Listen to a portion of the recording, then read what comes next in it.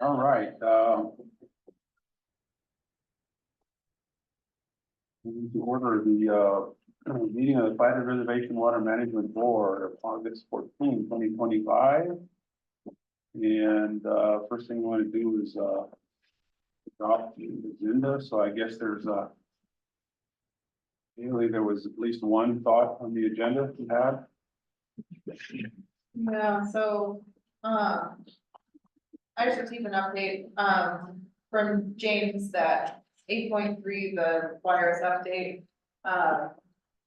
Not exactly sure what needed to be covered on there, but he is available to speak at least until 3. So if you wanted to move that particular item up in the agenda so he can speak on what he knows, that would be my recommendation. Okay, so we can either move that up or hold off. So, is James, James, are you on?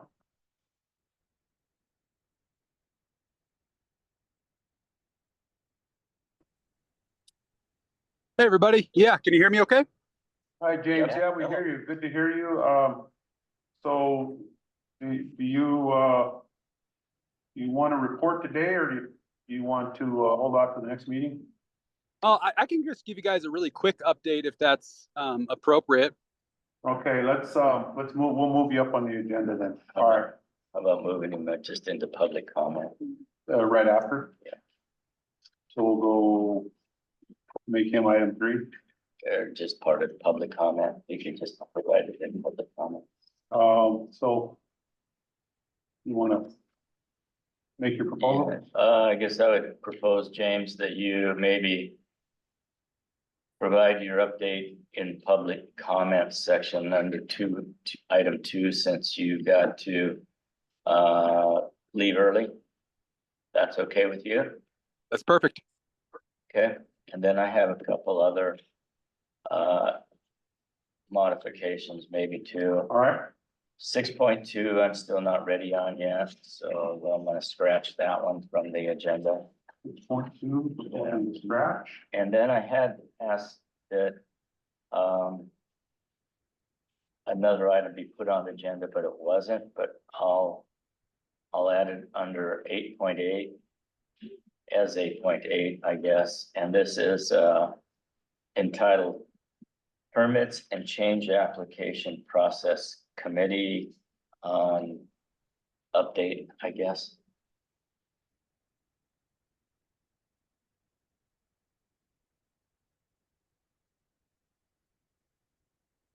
Permits and changes application process committee update. Yep. 8.8. Any other comments, questions, changes to today's agenda?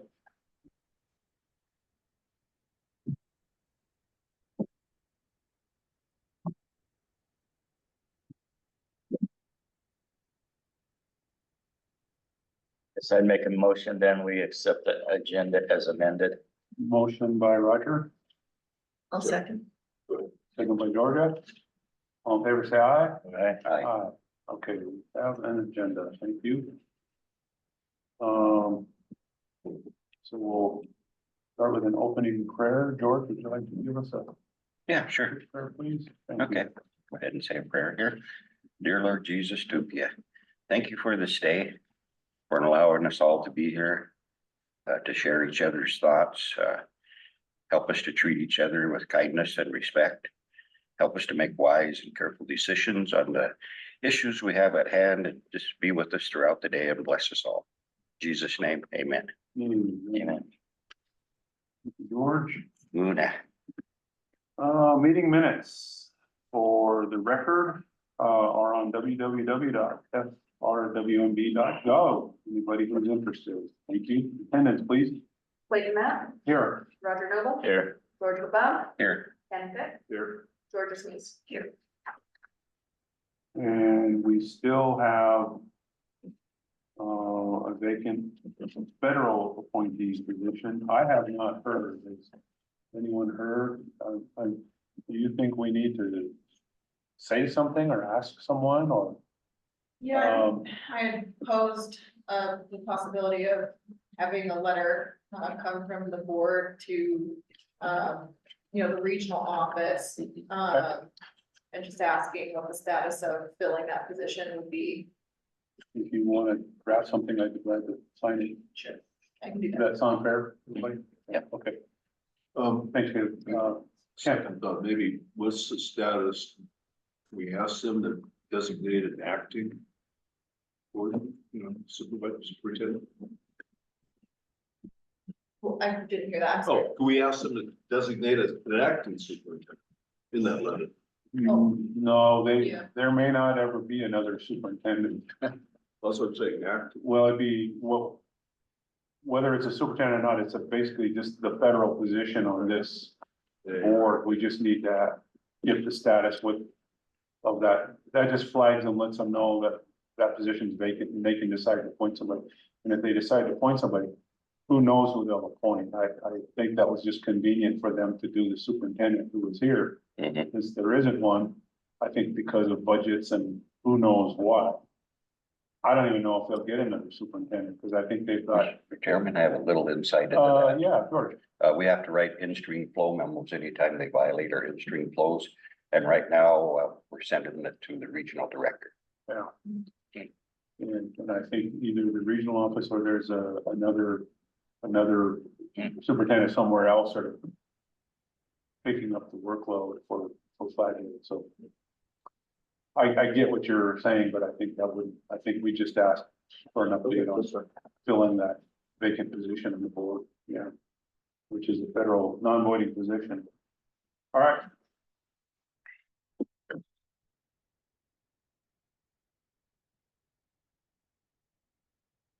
Any potential conflicts of interest with this agenda, Georgia? No. Ken? No. Roger? No. George? No. None for myself, thank you. Okay, adoption of meeting minutes from 7/31/25, please. Mr. Chairman, I'll make a motion to adopt the meeting minutes of 7/31/2025. Okay, I'll take a second if you're ready. If not, you want to take a minute to look, whatever you. Motion by George, I'll second. second by George. All in favor, say aye. Aye. Aye. Okay, I abstain. So we can't abstain, so we have, for the record, 3 approved and abstain. Or. Or approved. I can count. We need a quorum. Or we need a, Or approved, can't abstain, thank you. yeah. Public comment for items not on the agenda. We have no physical public here today. Anybody online? If anyone online has a public comment, please raise your hand and I will allow you to speak.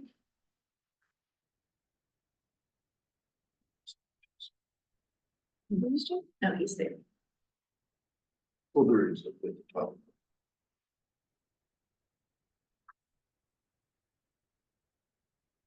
None? None. No public raised their hand online, and we agreed to have James give his quick report here during the public comment period. So James, take it away. Awesome. Well, it's good to be back with you guys. I'm going to give you a quick update on the virus enhancement project. First, I just wanted to recognize Amanda. She stepped up to the plate and started to do some testing with me now that Kathy Schubert is longer on the team.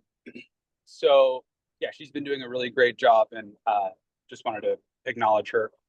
And the main update with what we're doing with the enhancements has to do with creating the necessary permissions for our office to edit state-based water rights that fall within our jurisdiction. And what that means is all of the state-based water rights that are physically on the Flathead Reservation. And that's kind of a bigger project because we have to, go through each piece of the water rights database and create stories that say whether or not we can, make edits, deletions, or additions to all of those portions of the database. We're making really good progress. I would say we're about 70% of the way through that particular project, and with a likely release date for a lot of this stuff to come out in September, I would guess. There's a couple of other things that we've found that are just sort of slight errors in the database that came about from just, you know, doing normal office day-to-day stuff. We figured out things that we didn't previously know, essentially. And so there are a couple of stories that are out there that need to be written to make some changes to the database. I would classify these as sort of just minor changes to fit the needs of our office. And overall, I think we're moving rather, you know, things seem to be on track for the most part. Yeah, and it's been pretty smooth lately. Thanks, James. When you say September, what exactly will be done by September? What my hope is that we'll be able to make edits to state-based water rights that the DNRC previously issued, either in September or October. Okay. And then the slight errors in the data that need some database changes, what's one example of that kind of change? So one of those issues is the way that we built out our development domestic allowance and individual and shared domestic allowance water rights. We had the database essentially print what's called a hard-coded remark for the flow and volume fields to match what's in the ordinance, which is, you know, 2.4 acre feet and 35 gallons a minute. And the way that we originally coded it was that regardless of what information we enter into the database, those hard-coded remarks are going to print on our water rights. And after doing more work and realizing how complicated some of the water rights issues are on the reservation, we do need the ability to issue domestic allowances and development domestic allowances for specific volumes and flow rates so that they can be in combination with other water rights that that particular user may have. Any other questions for James? Just great news, James. Thanks for all your hard efforts. Yeah, you bet. Thanks, guys. James, how's it going down there? How have you been? I've been good. I'm actually I'm on the highway right now. I would turn my camera on, but I'm on the highway in Denver. Well, actually, if it's in Denver, please don't turn your camera on. Yeah, I know the traffic in Denver, so yeah. All right, James, anything else for us? No, that's it today. Thank you. All right, thank you and travel safe. Thanks, James. Bye-bye.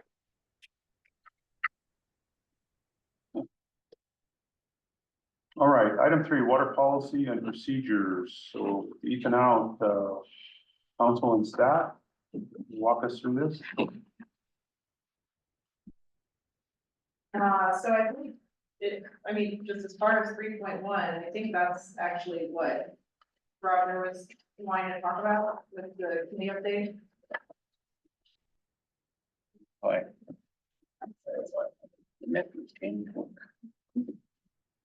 Oh, yeah, there it is right there. So, yeah, So we don't need 8.8. no, we don't keep. So, even though we changed for the record to add 8.8, the, discussion for the permission change work group will be under 3.1? Yes? Yes. Okay, all right. Thank you. Okay, I guess then that's me. So just need to find my notes here. Bear with me. All right. So we've had some discussion on how to proceed on this, and finally we through working with legal staff came up with a method. So we have now a notice on the office's website that Haley has drafted up that talks about the process for starting the permits and changes and who's involved and what the involvement of future stakeholders will be and how the process of the public notice will go. So that kind of sets the stage for doing this. I guess George and I were appointed to be board members for the committee. The DNRC has appointed Attila Fogarty. I think Ethan told me that Tribe has appointed Seth Makepeace, and I believe Mary with the Water Rights Office. And I'm not sure who is gonna, besides Ethan, who's going to participate as far as staff goes, but hopefully there'll be one or two. So we just need to get a meeting scheduled to get rolling on this, so that we've been trying to get this done for more than a year and a half or get it off the ground for more than a year and a half. So we're ready to go on it now. So, I guess once Ethan returns, we should probably schedule a meeting and get this process underway. Yeah, so just to make a slight correction, so, the tribal representatives are Seth Makepeace and Erin Lincolnbeard. She's essentially gonna be stepping into, Seth's role, so. Oh. Wanted the progression to also learn the process. That's why there are 2 representatives for the tribe, and I believe Ethan had a conversation with the state, to just let them know that that would also be occurring as well, so that the state didn't feel like there were 2 tribal representatives to 1 state representative. Can you, I mean, keeping it simple, remind us what this work group's gonna do and, Sure. So what we've accomplished so far is we've got policy and procedures now for domestic allowances, stock water allowances, domestic development allowances, complaints, and a variety of other administrative type tasks. But if you'll recall, we got a letter a year and a half ago from the city of Polson asking when we were going to be able to start issuing water right permits for municipal wells. And this not only includes municipal wells, but if somebody were to apply for an irrigation well, and it also and so anything greater than 35 gallons a minute is what it amounts to. And it also includes surface water right applications, because that's not addressed under the existing policies that we have in place right now. So it's taken it to the next level of permitting, which is definitely a lot more complicated and a lot more cumbersome, but it's something we need to get going on. And so look forward to pursuing this task. and it'll include, changes. And changes, yes, correct. So it's basically chapter 2, part 2 of the Unitary Administrative and Management Ordinance. So we'll be using that as our guideline, and then developing internal policy, just like we did with the other domestic development policies. Very good questions. So, with this kicking off, what got put online? What kind of notice got put online? Oh, Haley drafted well, why don't you explain it, Haley? Yeah, I mean, so there was a group of us that had a meeting maybe like a month and a half ago, to try and, start this whole process, because we knew it was needed. The concern was, how do we get this pretty complex, part in the ordinance into WPMPs, like what do we need, what's the need? What, sections do we need to add to, what is kind of within the ordinance compact already? So the thought was to have a small group, to start. So keep it internal, but then also make sure that there were representatives from both compact parties, who can provide insight, on maybe what their take on those types of, systems were.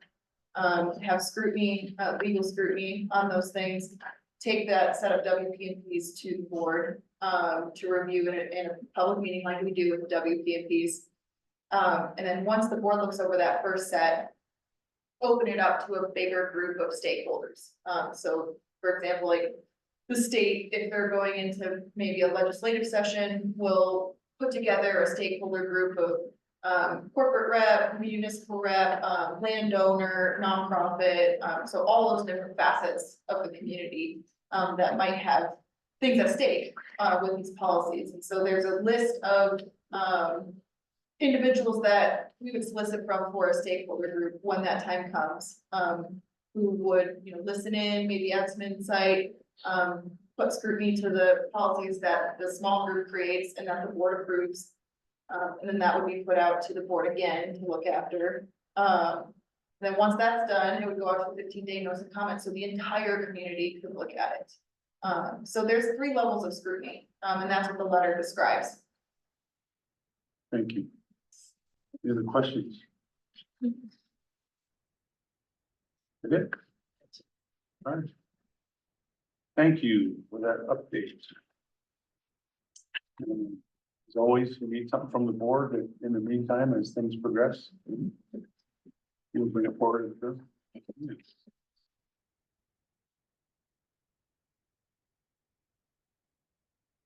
Order policies and procedures adoption update.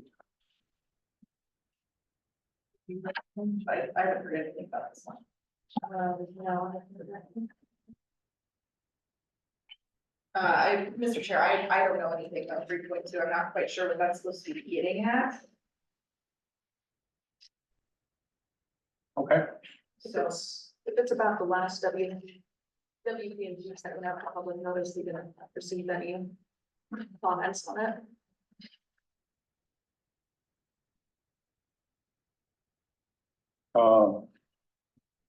would you say that again? Yeah, if this is about the last WPMPs that went out to public notice, we didn't receive any public comments for it.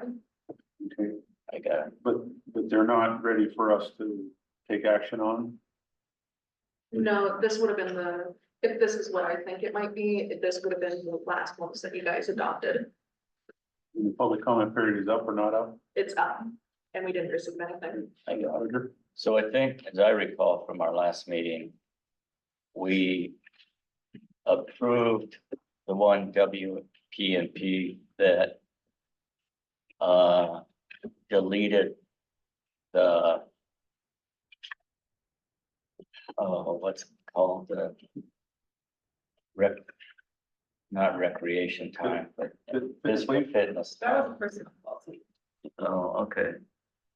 Yeah, we took care of that. And so I thought that, okay, No. that's not it. So the SLU that went out, I mean, it was a long list of things that were supposed to go out, I believe, but, yeah, it was, 10-12 11 okay, 108, except for sub 3.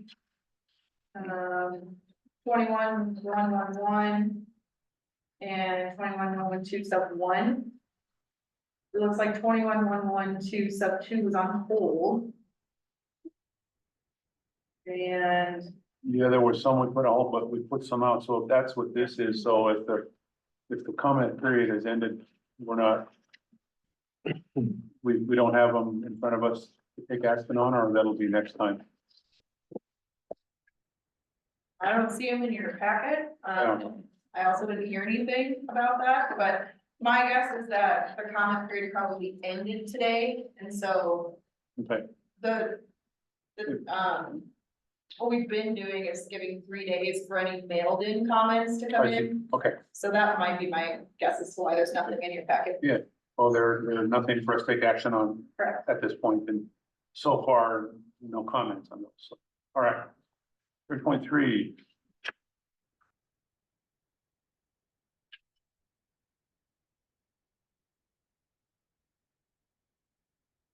Yeah, so this is the same thing. I mean, this was put on, you know, unfortunately before we even had to leave. So I'm not exactly sure where he wanted to go up to on this. I know he did make changes to, let's see, 21-106, which isn't, I mean, your packet does have a printout of the WPMPs that things will need to be looked at. So I know at least 21-106 can be reviewed today.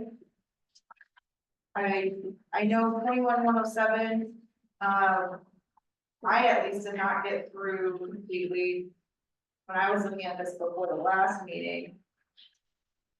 So I would not recommend reviewing that today without Ethan.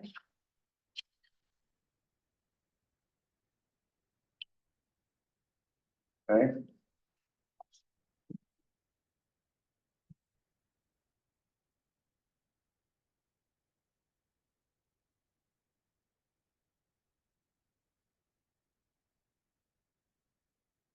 That would have been just the highlighted portion within 107. The board was reviewing all of that, the last time we had a meeting. Okay. I think we got to about. Yeah, we got through one of 21-107-1, but then stopped at sub 2.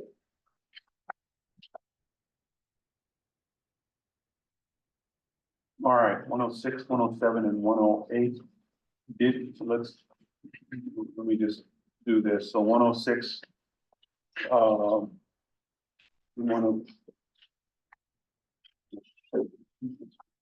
You remember if we had discussion on 106? We did, and I think that the necessary changes were made to 106. Okay, So if you wanted to take a look at it, I don't, this is the same, so it needs what's on, what was in their packet. It's what was in the first thing. Older.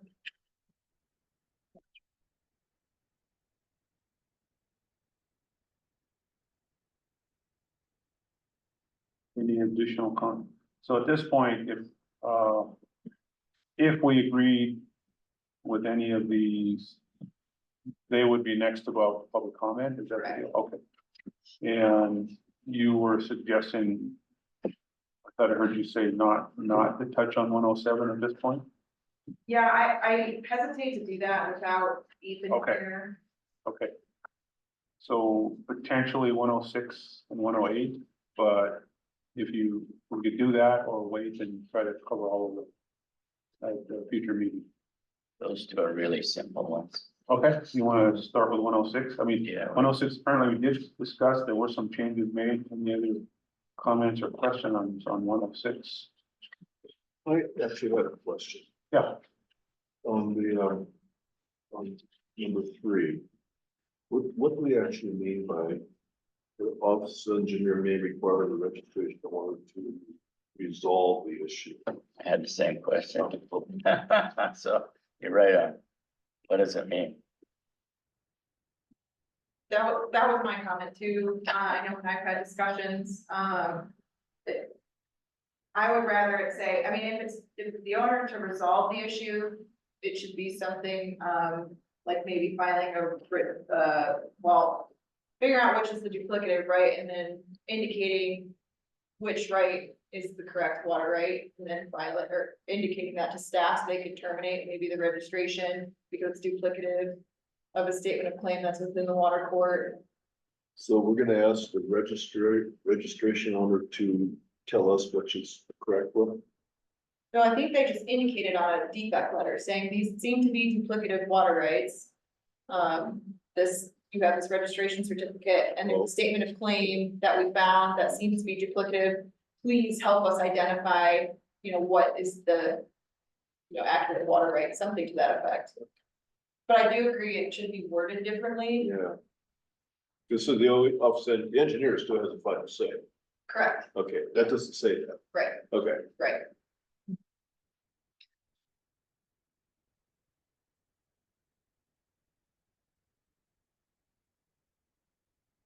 Okay. New wording, You may require the registration order to provide information to resolve the issue.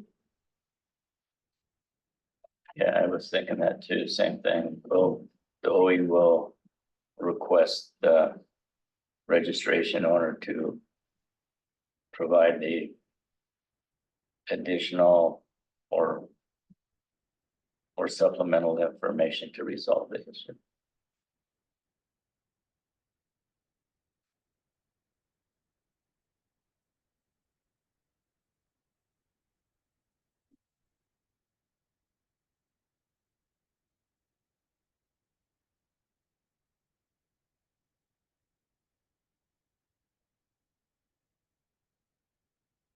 I'm good with that.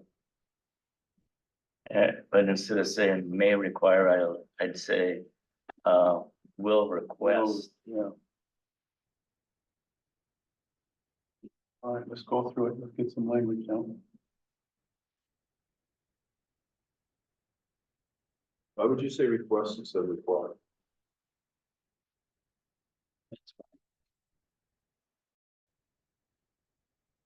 When request says, oh, maybe you will, maybe you won't. Require says you will. Okay, Well, if they don't, then you have a hammer to. Right, you lose all. yeah, so then just change may to will.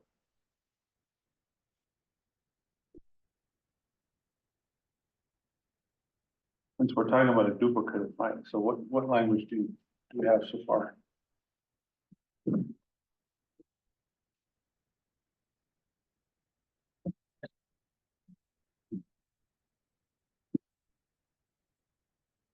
Okay. Fair? Yeah. Okay.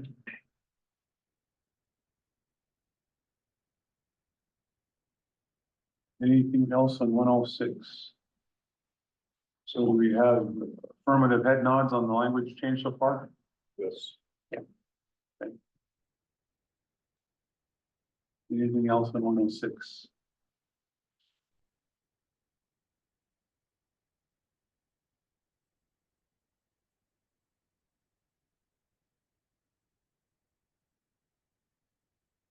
Okay. So that puts 106 in the category of affirmative at this point. And whether it goes to public comment now or later, it's ready. So 107 recommendation is that we hold off on 107 for now. If Ethan gets a chance to get back. Sound fair? Yes. Okay. Puts us to 108.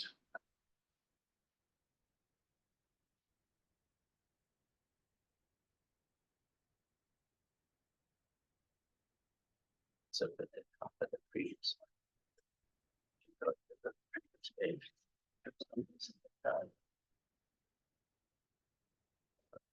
But you keep going back. Like that. The 108. Yeah, it's got put up there for some reason. I don't know why. Sorry. It's the first thing. It's here, I don't know why it went out of order. 21-108. That's 11. No, there's Yeah, another, that's something. there's one at the end. 21-108 is further down. Oh, Okay, page 6 or 7. got screwed up then by that. Yeah, you were looking at 11-108, there's Yeah. a 21. 21-108, all right. Oh, there it is.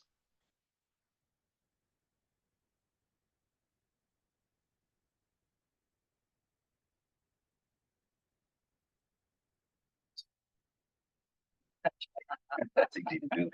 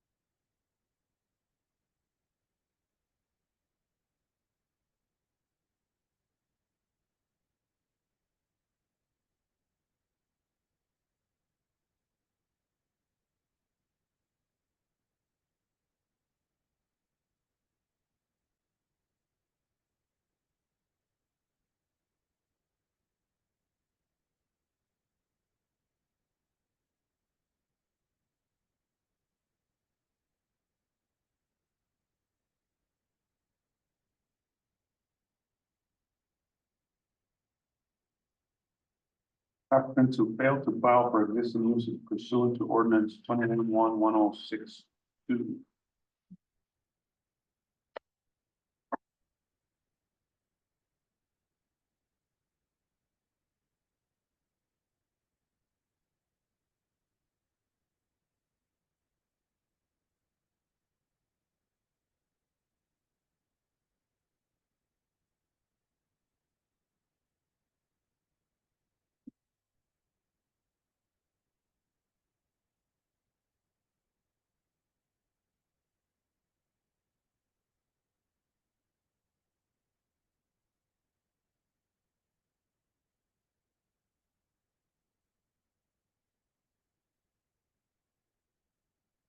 Are those the best and most appropriate sections for? Yeah, so I think, I mean, this is a newer section too, so, I'm kind of just giving it scrutiny right now, but, the reference to those two subsections is for the registrations, the state-based registrations. So they're, I think what this section is getting at is essentially like, if a person didn't, apply for those two types of registrations, you could still come in and get a new water right, for essentially like that use or reduced use, is what this section is getting at. So it's just referencing those two particular registration sections. The only thing that was confusing, but confusing to me was that those two sections have to do with the issue of the duplicative claim. There, we don't have a separate section that refers just specifically to registration, state-based registrations. And if that's it, that's fine, I just didn't. Because you really don't file a use pursuant to 106. You're filing a duplicative claim. That's my confusion.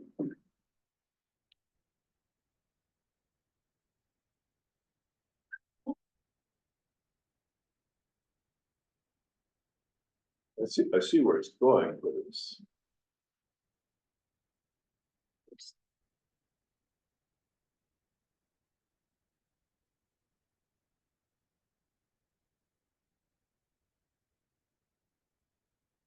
Yeah, I mean, I think to fix that, it could just be an applicant who failed to file an application under 2-1-106 sub 2 and 3. I think that would make more sense.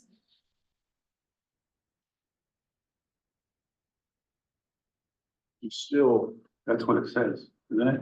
you still, Not necessarily. which claim you failed to file? So 2-1-106 sub 2, it's for registrations Right, that were the form 602 for stock water. And then 3 was for registrations for form 602 for stock waters that were not filed with oh, DNRs. excuse me, I'm confused, never mind. Forget my comments. Okay.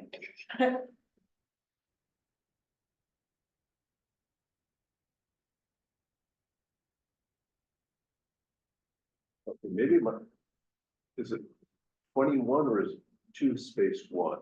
In the ordinance, it's 2-1-106 sub 2 sub 3. Oh, the highlighted green, I was looking at 21. 2-1. Correct. This is ordinance section. So that's why it says ordinance in front of it. Okay. Yeah, right, my eyes deceive me, it's hard to see. I thought it said 21, it's 2-1. Okay, Wow, that is hard. Oh, mine says 21. okay, Oh, I see. I had two sections after, or two comments after this quickly looking at this. One, I don't know what attainable in this area means. I don't know if that means just like whether that particular water use is available, right? So yeah, that was another one. that just didn't really make a lot of sense to me. And then I am never a proponent of putting in a comment like the OE shall process the application according to the ordinance and WPMPs. I mean, that's just granted. So that's just unnecessary language in my view.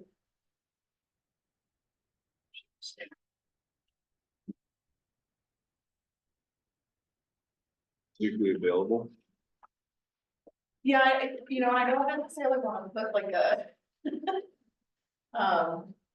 like a legal analysis on there, right? Like, Legally available. Yeah, yeah, I don't know. Well, legally available, physically available. They're two different things, but Things, yeah. what I mean is I don't necessarily know if we should be putting like those evaluation topics or. Do you know what I mean? Like, why is it just physically available that you have to evaluate for that? Technically, if it's new, you should be looking at everything. I mean, that's what it's getting. It's saying if you can attain the water rate. I think we get that after having a discussion, but would the public understand that, is what I'm getting at.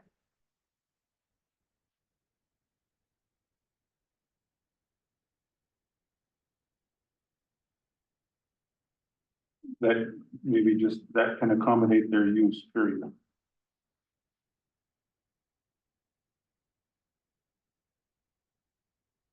That's really subjective. Well, that's in there. How would you reword it? I still like physically available.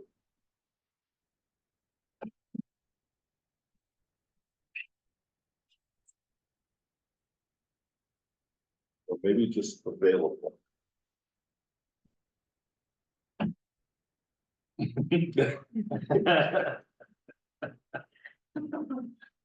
Then you're implying both legal and physical availability. Well, kind of am. Then it's attainable. Right, this is what I'm getting at, right? It's like that should all be evaluated by the office when a new use comes in, right? Like if somebody comes in for a new use, that should already be something that the office is looking at, all of those factors. And so why limit it, right? Like that's almost putting limitations on it. Keep it that subjective kind of realm because the OE needs the flexibility to evaluate the use properly. So would you just end the sentence with an application with the OE to establish a new water right period? And then just get rid of the rest of that text? No, I think the use or recommended or reduced use is fine. It's really the attainable in the area just seems a little strange. Just take out obtain of that whole section.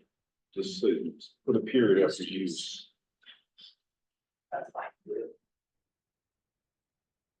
You just use after use. Yeah, Oh, yes, yeah. Oh, I was in the wrong place. Isn't that what I said? Yeah.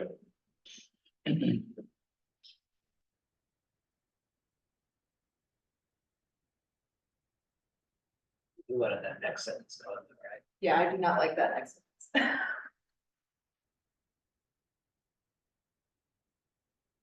It's kind of inherent. It's standard operating procedure. Right. Yeah. So I'm gonna wake up and read it today. Okay. So make that change and then scratch that sentence. Yes.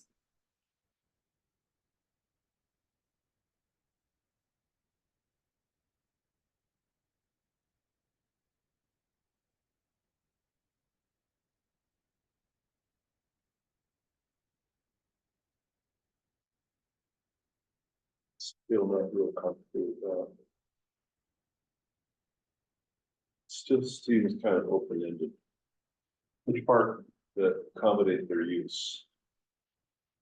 So like permitted use,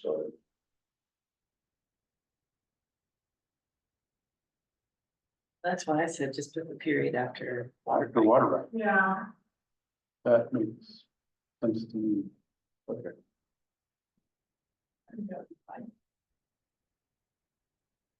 Put the period after establish a new water right period.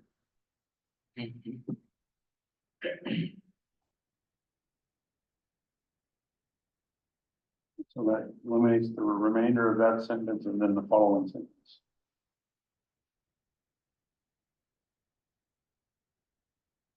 Sorry. I'm sorry. It's because I sit right next to you at every meeting. I can hear the brain waves coming up. Rub it off. Well, and I guess I'm new and maybe it's, I don't know, that seems like the last two sentences could be gone. It's just, yeah. Isn't that, that's all inherent, right? The priority date's gonna be the date that it was received, that's like standard operating procedure for new water, right? And then the restrictions, all that other stuff, that's all standard, I mean, is it necessary to state those things? I don't know, I mean, No, it's a good point. I also had issues with just the maybe generality of those two. I can see why they might be included because with the reference to 21106 sub 2(3). In the ordinance, there are particular priority dates that are associated with registrations that were filed under 2 and 3. And so maybe to like help ease the confusion, that might need to stay in there. Because I mean, it is like whenever you apply for a new water, that is what it is, right? If that makes sense. As far as the last sentence, I think it could be trimmed down quite a bit. I think if he wants to allow for like the WPMPs on, the like 40 acres, 10 acre foot limitation, right, for maximum annual converter volume limits. We only have that within the, development domestic allowance section of the WPPs right now. And so if he wants to also have that apply for other types of water rights, then I think that might be where that last sentence is coming into play, but I think you could actually just say that specifically instead of that list. Instead of the list, so other water right element restrictions shall follow guidelines set forth in the ordinance. Right. And then we could also just reference that WPMP section that pertains to the 40 acres, 10 acre foot limitation too. So I think what they're seeing right now with a lot of the registrations is multiple water rights on the same parcel or adjacent parcels, right? And so it really brings into play that, okay, if you have a 40 acre parcel or combined areas parcels, and I don't like using that word, but if you have that, then it would be a 10 acre foot limitation, right? And so they do have to be cognizant when they're evaluating the registrations, because if they have existing water rights, statement of claims, or maybe they have a groundwater certificate, then they do have to have that in consideration. But right now, we only have it in the development domestic allowance section of WPMPs. So the reference talked about what is it and where would you put it? So that last sentence would be fine, and then I would have to look up what that Okay, particular WPMP section is unless somebody had it available. I don't have my full copy Okay. up. okay.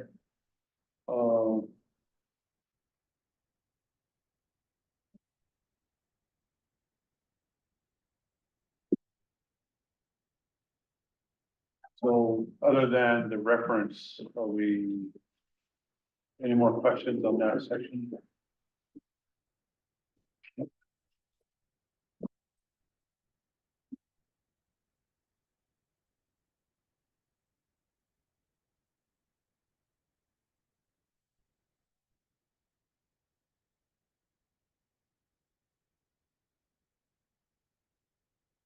Okay. So that makes that section ready for public comment with the addition of the reference.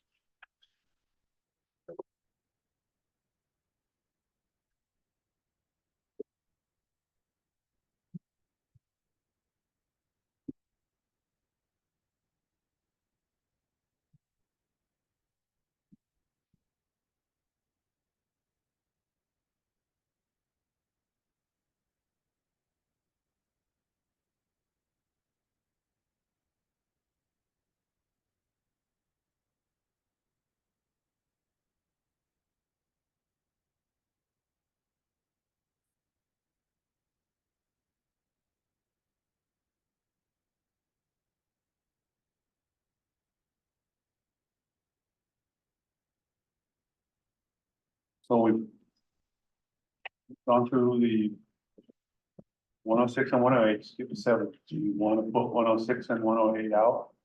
Or wait until we have done 7? Wait.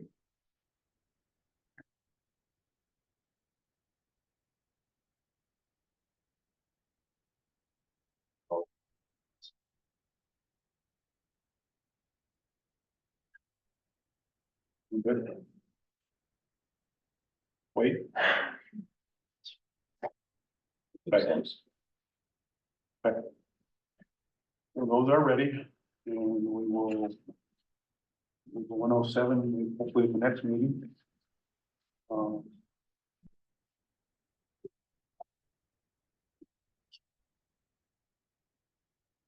then get them out.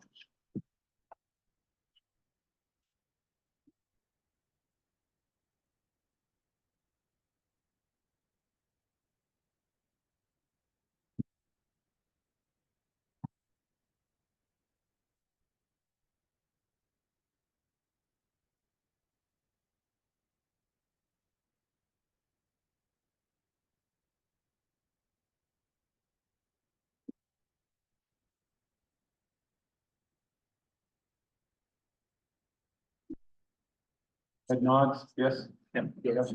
Yes. Yes, yes, yes, yes.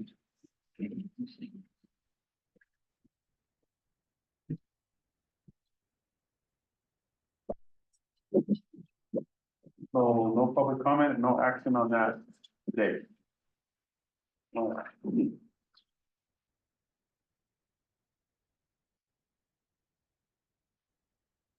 On to item number 4, budget.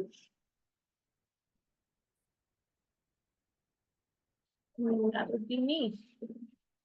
So, if you guys can switch folders, you'll have an independent folder, and the first legal size paper is what we're gonna start on. And that is our budget versus actuals for our third quarter reporting. And I can walk this through with as much or little detail as you guys prefer. Hit the highlights to start with. All right. And good questions. So third quarter reporting, just to highlight it, we're averaging right around $225,000 per quarter in operating expenses, just a approximation. We do now have a hydrologist, sorry. So the fourth quarter is going to be a little bit more so than the last 3 quarters because we are finally getting staffed up. So that's what we have in the third quarter that is going to probably affect the fourth quarter. We're just starting to see it change here, and then we'll see it in the fourth quarter. Other than that, there's no real big changes in the employee portion of it. And so we can go down and we can see that we're running a little under budget for legal, but we also know that we have some appeals and some other stuff that are going to make the fourth quarter not look like we're saving as much as what we have now. So it's gonna be a little closer to actual budget for legal. Board compensations, we're running a little lower on board compensations than we originally budgeted for. So there is a little bit of savings that we're gonna see in the fourth quarter for that. We're running right on par with accounting, bookkeeping and payroll. It's not reflected. It's at 24%. So I think we're a little over by $1,200 because we had our original bookkeeper that had billed us into that first quarter. So we're slightly over by 1% for that one. The audit hasn't happened. I've only got one bid for a company to come in and give us an audit, and it is bigger. The bill is bigger than what we originally budgeted for. I know that there was some desire to see potentially 3 bids. I have yet to obtain those 3 bids for audit yet. I'm still working on trying to get that for you guys. And we are getting closer to being able to say that we're ready. First call IT, they're looking like there's some savings there. I think we budgeted okay for that for the fourth quarter. Cleaning, security, there's a little bit of savings there. The other temporary contracts, we do have some savings also for the third quarter. Some of the things that we have gone over, if we go into general administrative office supplies, we've gone over. Telecommunications and internet, we might need to discuss this further. We did originally talk about putting the cell phone reimbursement stipend for the employees into the 35% fringe benefits. But there was some complications with the accounting for that in QuickBooks, and so that is where you're seeing that stipend now. So it's not only our regular telecommunications, it's also the employee stipend, and so that's why that is going over into that column. Postage and mailing, we've been doing good on that one. It sounds like we're gonna need to budget more in 2026 because there's gonna be a lot more postage and mailing coming up. So, we're looking at increasing that one up. We're doing okay on subscriptions. However, in the fourth quarter, we won't be. QuickBooks came out with the renewal for our accounting software. And we got an introductory last year that has expired, and so we are at full charge now. So that's quite expensive, and so we'll see that in the fourth quarter. What's that gonna look like? It's gonna be about $4,500 a year for payroll plus the league bookkeeping. And what was it? It was, I believe that if I can recollect, if we saved 75% of that to start up. To get you rolled into it, get you started. Yeah, it was a really great introductory. I think we paid $1,500 for it. And we're no longer gonna be on that introductory. So we'll see that in the fourth quarter reporting. Where does that show up in here? It will be under subscriptions. So Alright. there is a little bit of, we're showing right now subscriptions at 71%. That's going to drop when we have the QuickBooks actually reporting in the fourth quarter. And so we're not quite sure exactly. I didn't run the numbers, but you won't be at 71% savings at that point, or leftover, sorry. No. I have asked for the new lease contract and I haven't received it, but we need to budget for, I believe there's a bump every year built into the lease contract. So right now we're doing really good, in that line item there, but I think that we budgeted in for the higher bump, and I'm not sure when that takes place. I believe it's May of next year. So we're gonna see that increase. I believe it's 150 every year. If that sounds right. Yeah, so May 15th of 2026. It's gonna be a rate of $2,550 a month. So an increase of 150. I think we're at 2,400 right now. Yeah, okay. So we'll see that go up. We have had the co-op next door reach out to us and asked us if we wanted to prepay for propane. That's being discussed, I think by Ethan at this point, to run the numbers to see if we can buy propane at a savings during the summer.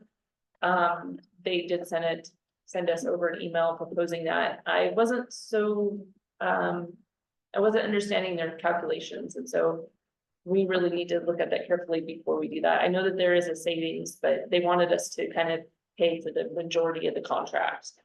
And it was just a little odd, so I think we need to look at that further, but there's a potential of saving $750 if we prepay. And remind us how the billing works on propane. Yeah, so it's extremely confusing. So the propane tank is owned by the propane company designated for the building. And so we split the propane tank rental. And then the propane gets put in the tank, and then we have a meter that comes in for our usage, and we're billed on usage. And so we have a picture of the meter for that month, and then when we get refilled, they take another picture, and so we're billed on that meter. And then the rest of it is what the co-op uses, and so there's a little bit of a formulation that we have to do each month to make sure we're paying correctly. And so the co-op has said, hey, we want to prepay for our fuel for this winter. And I guess it's a significant savings, summer fuel versus winter. And the way they had it worded it, that they wanted us to pay 75% of the contract. And I'm not I don't think we use 75% of the fuel, but, we'd have to take a really good look at that first. So you don't have separate meters. We don't, unfortunately. They pay for the usage out of the tank and we pay for the meter usage. So it's it's a weird setup. Prepaying though means it's paid ahead and delivered sometime in the winter. Yes. And they want a contract signed by, the energy partners wants a contract signed for that. Is there a deadline for, I haven't heard of a deadline. okay, Supposedly, I pushed it up to Ethan 6 weeks ago for his review. And so could be potential savings, or we can continue with what we're doing. well, we should, when's the last time you talked to somebody about it? I talked to Ethan last week. How about, That was just a email from Canadian chef who handles the books over there. And I had let him know that we would discuss it at a board meeting and I'd get back to him after that, but. If you would like us to pursue it, we can continue to do it. well, especially if it's gonna be a potential savings, it'd be good to at least get some more details. Okay, Try to look out it, we can do that. see what they're proposing, I mean, just to say. I mean, it sounds like they kept it simple and said, if you pay most of it, we'll do it. Yeah, they did. Yeah. But I don't know how they would propose to make that work through the window.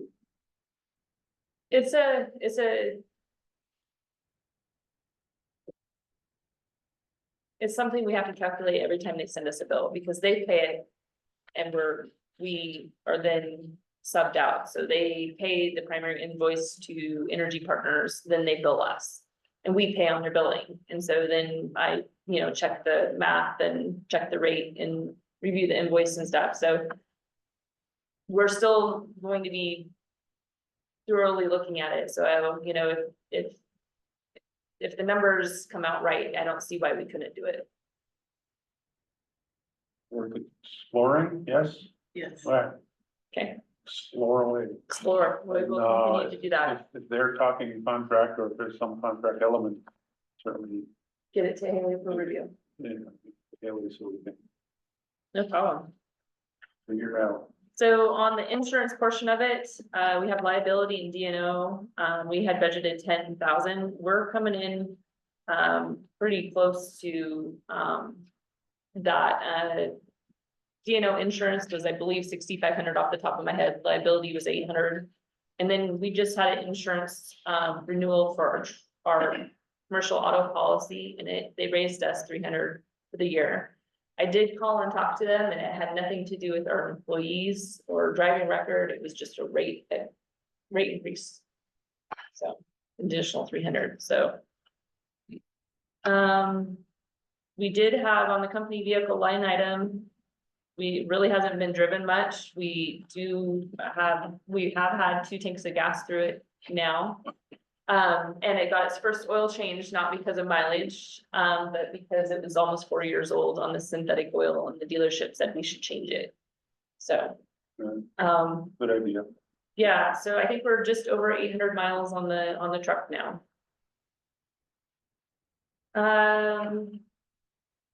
We do have training and travel savings.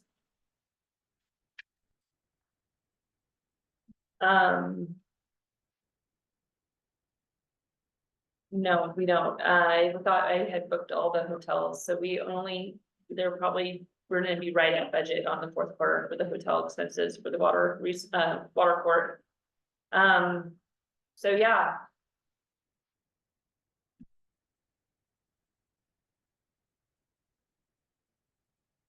You guys have any questions before?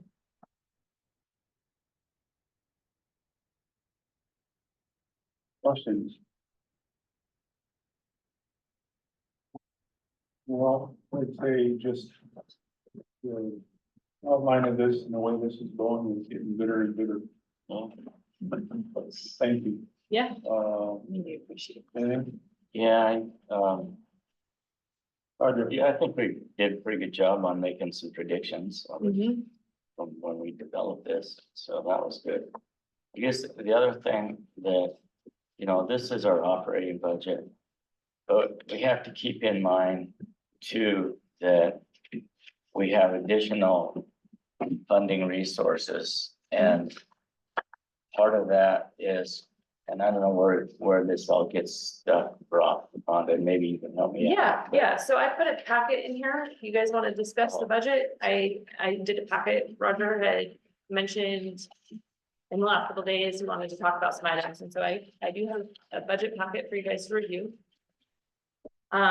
So in that budget packet, we have what we reported for the last 3 years in this packet, and then we have our operating budget in simple form on the second page.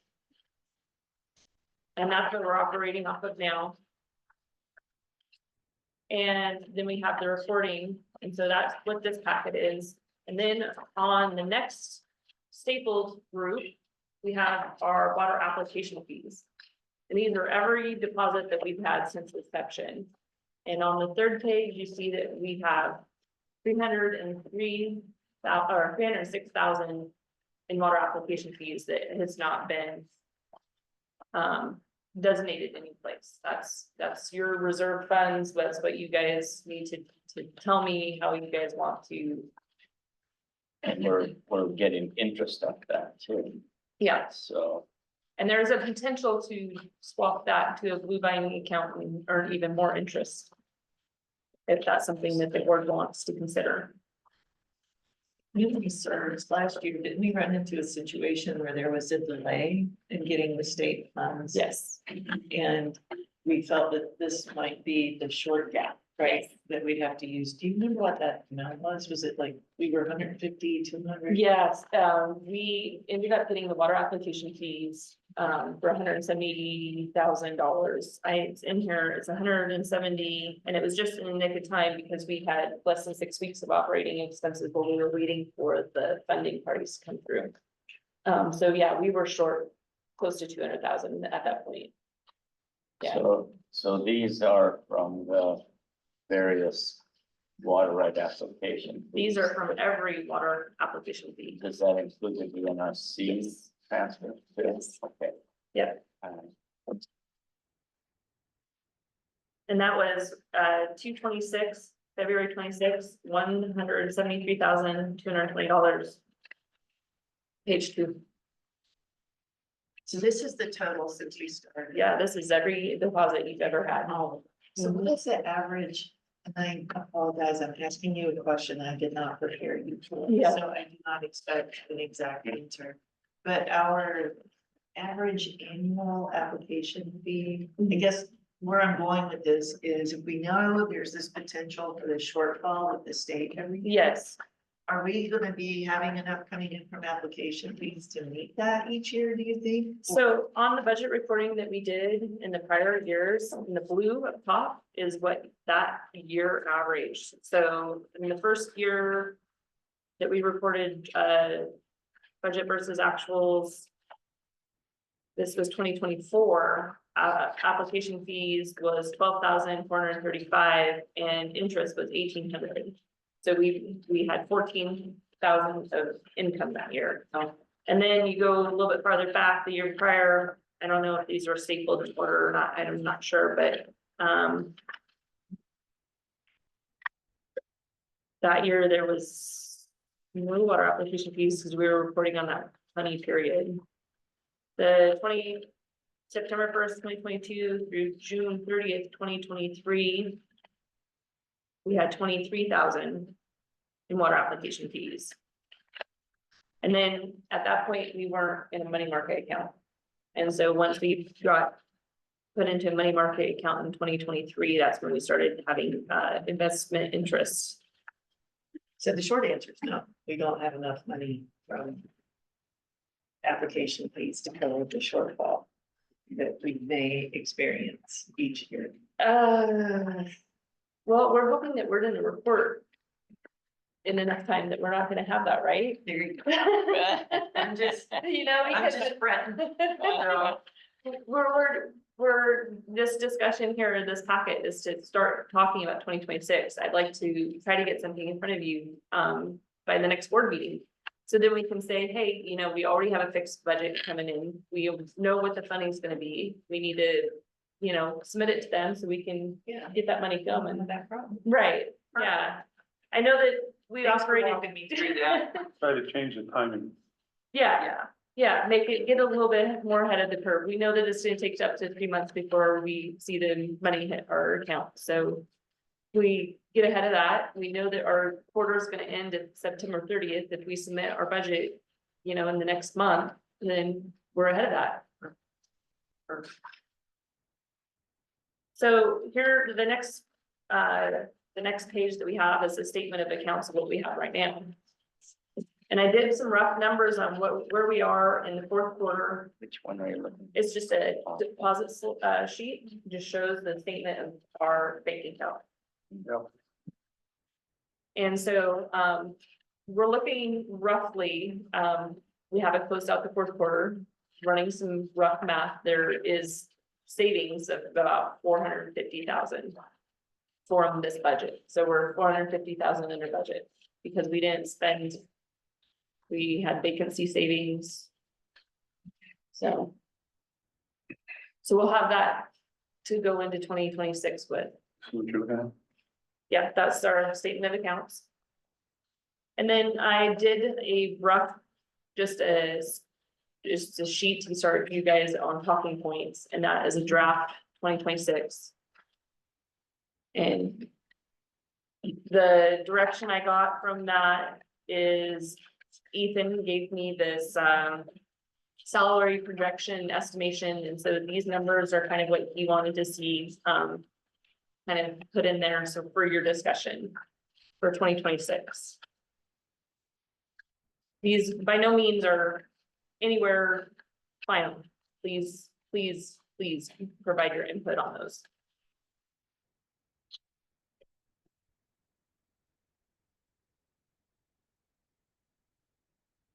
But we will need to.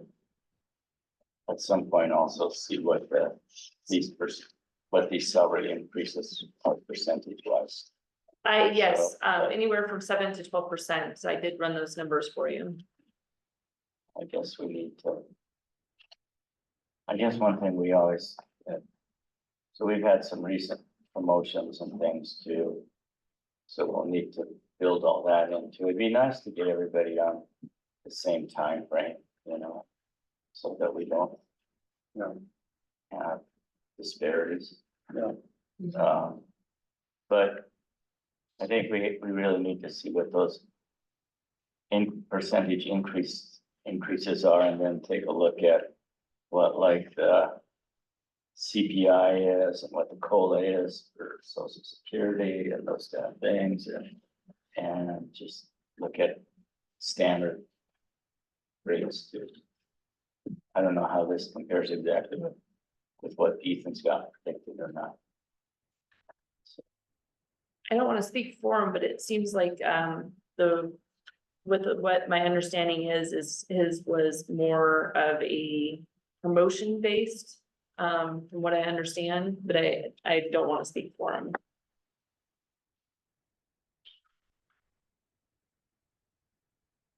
And then the last little piece, if you guys don't have any questions, So you're thinking by the next meeting or two, we can start to yes, please. actually zero in on a 26. I would love that. We can do that. I think, yeah, I mean, I would love it too. So, thank you. Yes. That's good, good. I'm just curious, you know, if we have this, you said 400,000 under budget, I mean, what happens with that? And what's the accountability in this part too? So we have to account for any of our vacancy savings and any of our unused money from prior years. And so this 450, what we're talking about is not only vacancy savings from not having the hydrogeologist position filled for 2 years. We also have some savings from prior budget years where we underspent. And so we do have to account for that for dollar to our funding parties. So the next request would be minus that. So we wouldn't ask for as much next. Well, it's I our don't know about that. Yeah. That's what I'm, like, yeah. I don't, No. unless the state and or the tribe took the position that we couldn't have that carryover, I think we assume that's carryover and we build our budget for what we need and we submit that. And my guess is that down the road, in the next couple of years, that those carryover funds are gonna dwindle. yes. We're gonna have, I mean, because we're gonna use them. Mhm. We've already talked about a couple things. One, for instance, is our operating budget was 1,141,000, but then we had, that wasn't sufficient, so we used almost 220,000 of that carryover Mhm. to fund the existing operations. So, and that only really left us 104,000. Mhm. But yet there are other monies there, but now we're finally realizing too that we've gotta build some reserve funds for addressing PTO buyouts, and there were 3 or 4 other reserve fund items that we needed So too. it's not So- the buffer. so it's- there's, right, yeah, right. to get into the weeds. So we need to. There's all these other little things that are coming to play that we need to account for, that money will get allocated to. Mhm. Just curious. And this is also our first budget. So we've done budget reporting for prior years, but this is a first budget that the board has to operate off of. Oh, So we're kind of figuring out where things need to go and like Roger said, getting line items for them as they come up. So, yeah, Are we far enough along that you may not need the extra input, or are you still thinking about finding in the federal accounting director? And having kind of take a look at. I think that we've got it pretty well figured out at this point, but if you want us to have any, communication, we can definitely do that, but we're chugging right along and things are looking pretty good. And I think that 2026 is gonna be the year that we're gonna have it a little bit more figured out. And the only question I have for you is just, it's been a minute, but is everybody on their benefit plan and got all No. the? No, okay. No, so we actually have less than what we had in third quarter, going into fourth quarter for benefits. So we had, yeah, and so as you can see on this 2026 proposed budget, I lowered the fringe to 30%. And even 30% is gonna be a little high, but I wanted to make sure we had the ability to get everybody on in the new 2026 if needed. Have you taken care of yourself? As far as getting caught up with, not yet. Sydney and I have contributions that need to be made yet. Okay. Just check in. Yeah. Want to make sure you guys are taken care of. You did, we will have loss calculations to submit, and that's just such a process. I haven't got a chance to get on hold of it. So there will be more deposits happening into your first. Okay. So, yeah. Thank you. So I am thinking about. Would be a good idea to sit down with Greg at least once. Okay. I'm thinking about a couple things. One is he might have some. Get him set eyes on it, and he might have some things he can suggest, some tips, tricks. Some things he might say, oh, have you thought about this, have you thought about that? One, and two, I think we haven't done a first audit yet, No, and with the idea of an audit. You might just quiz him and say, look, if we wanna kind of get this in shape for a Mhm. future audit, they do them yearly.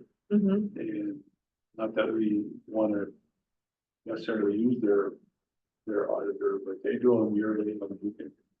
And you might wanna just say, look, if we're gonna kind of get ourselves in shape for an audit.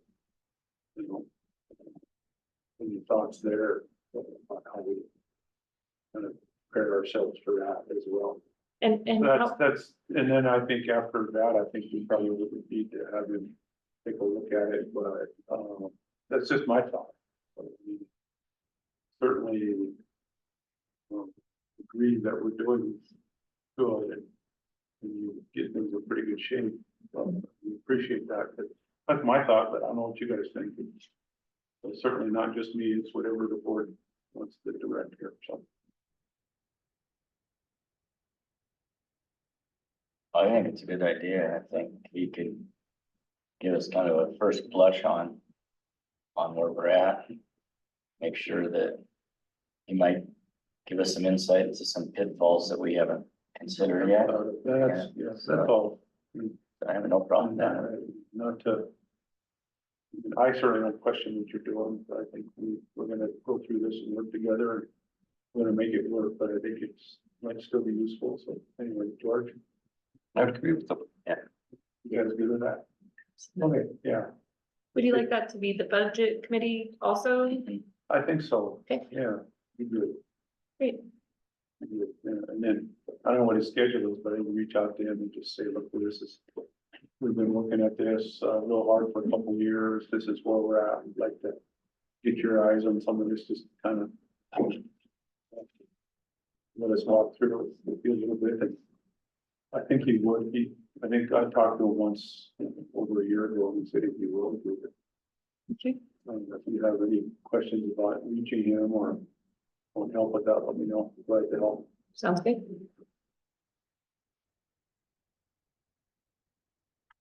The other, I mean, talking about what, I don't know, this is, time or not, but we're looking at potentially bringing on some HR help. Yeah. And we were looking at, I think it was around the $500 startup cost. And then the program we're looking at, if we did it, is about $1,500 a month. First contract would be for like 6 months. And then we could either continue or not continue at that point, but if we did, it'd be $1,500 and what kind of HR services we're looking at, so something to get you thinking about it. Fourth, is the board considering that for fourth quarter or budgeting in for 2026? Both. Both, So, okay. All right, well, we do know that we could handle that with fourth quarter. There is savings there for sure. Yeah, all right, and that's then, just a heads up, we don't have it nailed down yet, but we're looking at it. okay. The last portion of this little packet, and then we'll jump back to the actual budget itself, is the one-time appropriation money. This is the last little packet here. I don't know if we've shuffled enough papers around that it might not be where it's supposed to be. The budget committee has tasked the description, a more descriptive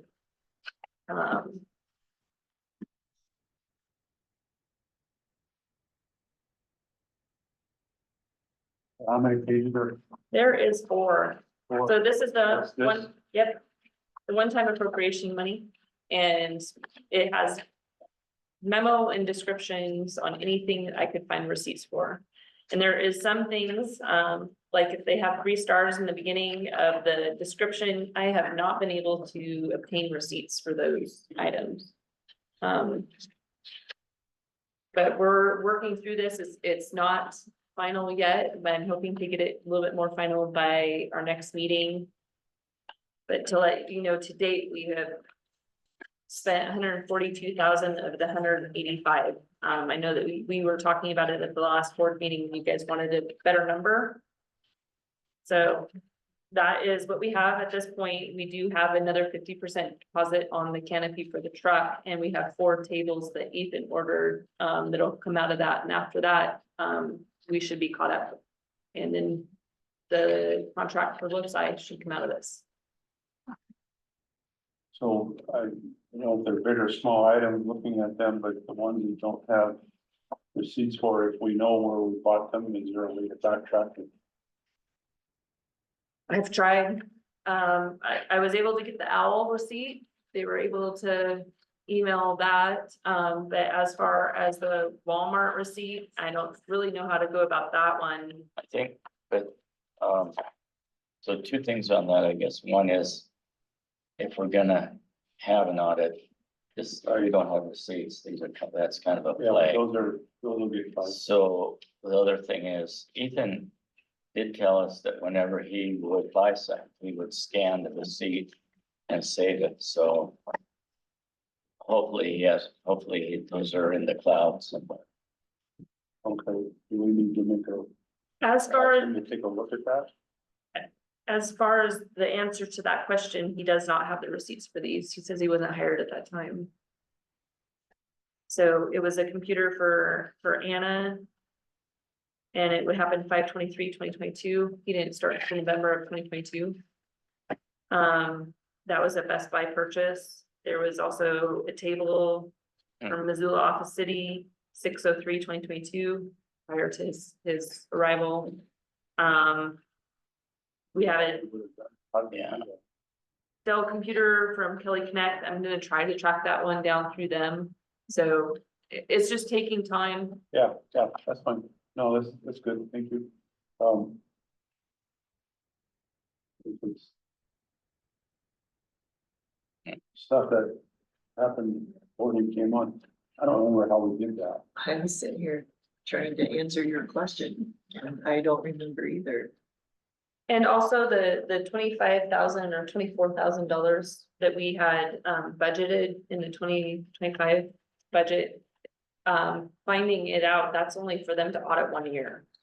So they would technically only come in and audit 2024. They want a lot more money.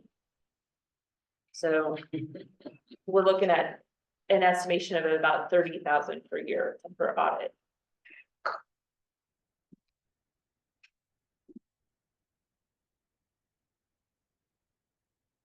Just for a single year? What was that? That's just for a single year? For a single year. Greg might have some suggestions for us on that. Okay, that would be I great. mean, I don't know that, but Yeah, we do. We do an annual audit. I know that. Well. And maybe, I mean, we've come light years with what you guys have done here. Absolutely.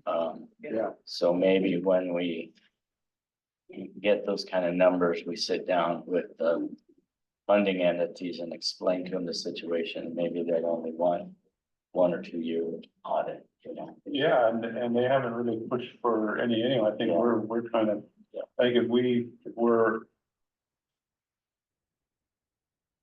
active on this and get out in front of it and tell them what we want to do, I think maybe that would be.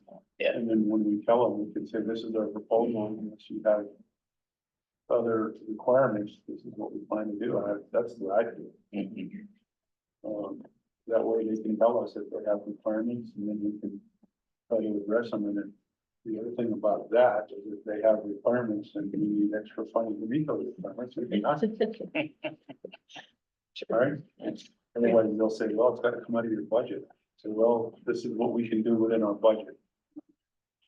You want us to do something else, tell us, and we'll try to do it, but as far as more funding, then I mean, just tell them. I mean, that's my thinking.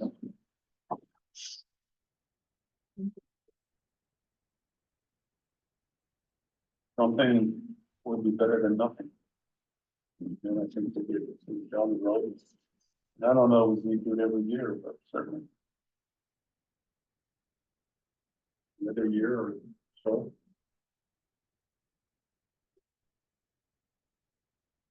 Well, I didn't see a whole lot of things that you don't have receipts for, a few, right? I'm sorry, Mr. Chair, what was that? I didn't see a whole lot of things that we don't have receipts for.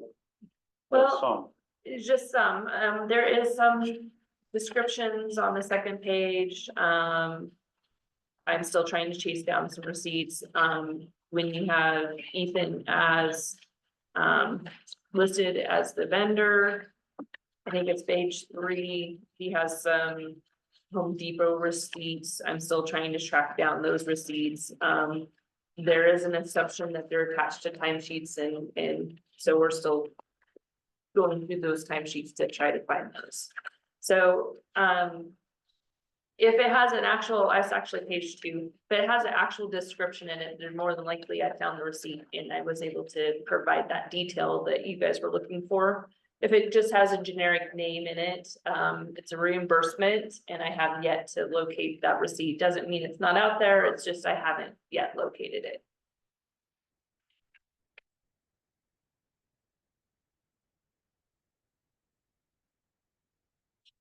Well, okay. So I'm about 90% there for with receipts. There's 3 for sure that I haven't been able to locate. And Georgia just suggested maybe reaching out to that employee specifically, Yeah, and that might be something that needs to happen. And then there's a couple reimbursement receipts that I haven't found, but I haven't completely gone through all the timesheets yet, so we'll continue to look. And I'm hoping this will be done by the next meeting, so I can say that, hey, we're 100% sure we've got everything accounted for. okay, that's helpful. Yeah, I know, I was just. You had said that there's. On the star next to them, and I was just looking at those, I didn't see Yeah, so a whole lot of it. there's some for James, and I can reach out to James. He had a Rutherford office chair and an NXT display. It was in a reimbursement in his timesheet, but there was no copies of original receipts anywhere. And so those, we kind of know what they are, but we don't have the legal receipt to go with it. So there's just certain things. And moving forward, we know that there's a lot of stuff we shouldn't ever do again. Yeah. And we're not, so. Yeah. It was a definite learning curve for us, for sure. Yeah. All right, So, if you guys don't have any questions on this, I do need to have a, motion for the approval, so this can get submitted to the vending parties. Consensus. what are we submitting? This, Yep, okay, and then we need to take action on our. yes,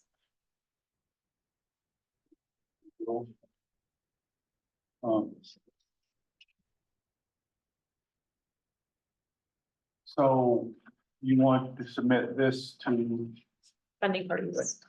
funding parties? Yeah. Do we do this quarterly? Yes. Okay, Yep, last month, we were a little bit behind getting things kind of figured out, so that's why it feels so quick. We just reported on first and second quarter. And so that was in front of you guys, and now we have got the third quarter done and ready to report, so we're on schedule for the first time. all right, any other questions before we? No. Take public comment? No public here to comment, anybody online to comment on this? And I don't know if there's anybody online who has actually seen it, this hasn't been put up, has it? It has, It's on, okay, Mr. So- Chair, sorry, Yeah. there was no action item, on the agenda for this, because it just requires a consensus. And given that the agenda was already approved, I don't want there to be an action item on here that the public wasn't able to know beforehand.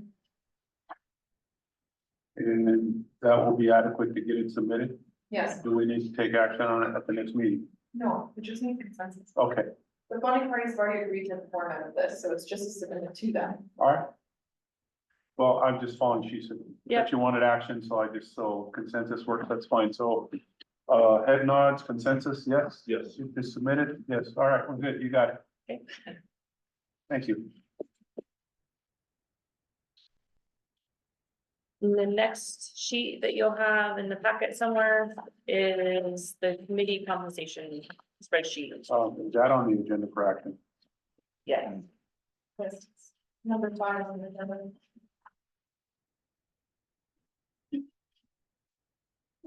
All right, we go to. Moving off of item 4 onto item 5. Committee compensation. Any questions, comments, concerns, discussion?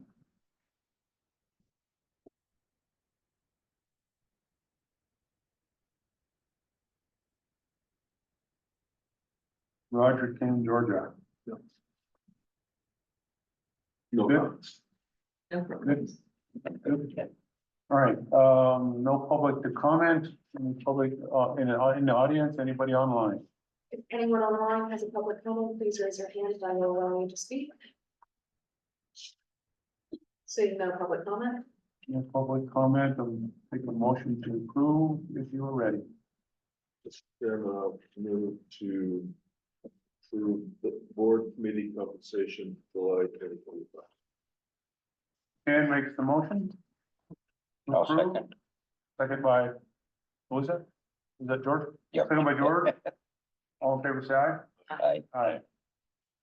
Very good. All right, then on to the board compensation. I had emailed Mike and Just out of curiosity, the sixth member of the board, is that, would they be included in this, or you gotta be their federal salary? they're a non-voting member and I don't think they were on here before. Just curious. They're a non-voting member, so these are just for voting members.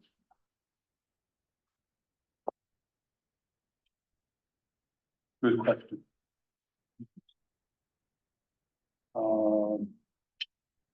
Roger, you good? Yep. Sam, you good? Yes. George, are you good? Yes. George? are you Yes. good? I'm good. Okay, so public comment again, nobody in the audience. Physical audience, anybody online? if anyone online has a public comment, please raise your hand and I will allow you to speak.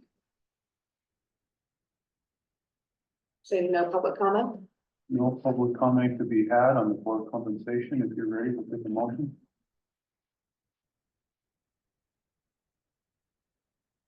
Mr. Chair, I move that we accept this month's board compensation. You move to approve? Move to approve. Move to approve. Georgia, Second. second. By Roger, all in favor, say aye. Aye. Aye. All right. Oh, good. Finance, is that it? That's something else? Six, I think six. Yeah, I think there was one more, number 6. And there is something, a little sheet in the very back of your finance folder. We, Says, and I apologize for the font, next time I pay a little bit more attention to that. It's small. this is item six. Okay. And it's in the packet, what is it? It is in the packet. It says PTO on top. Oh, So Rhonda, before you start, maybe I'll preface this, that Great. last meeting, we had a discussion about capping the PTO carryover. And the recommendation at that time was for the finance director to look at projections for what the amount of money that would be need to be retained if we were to retain it for the board. For the recommendation was 250 hours and 400 hours. And then I had gone to add 200 hours because that was kind of this 200 hours, kind of the standard of the industry. So that's what this is, and then so you can go ahead and explain your table. So yeah, thanks. The upper portion of the table is our current rates and wages. And so at 200 hours, we would have to have a banking liability or a PTO bank liability of 58,000. At 258 hours, 72,000, and at 400 hours, 116,000 at current wages and salaries. And then on the projected fiscal year 2026, those numbers came from the salary projections that Ethan provided. And so that's the full build out for his proposed salary. And so you can see there's a little bit of difference between the two for current and fiscal year 2026. Yeah. Thank you.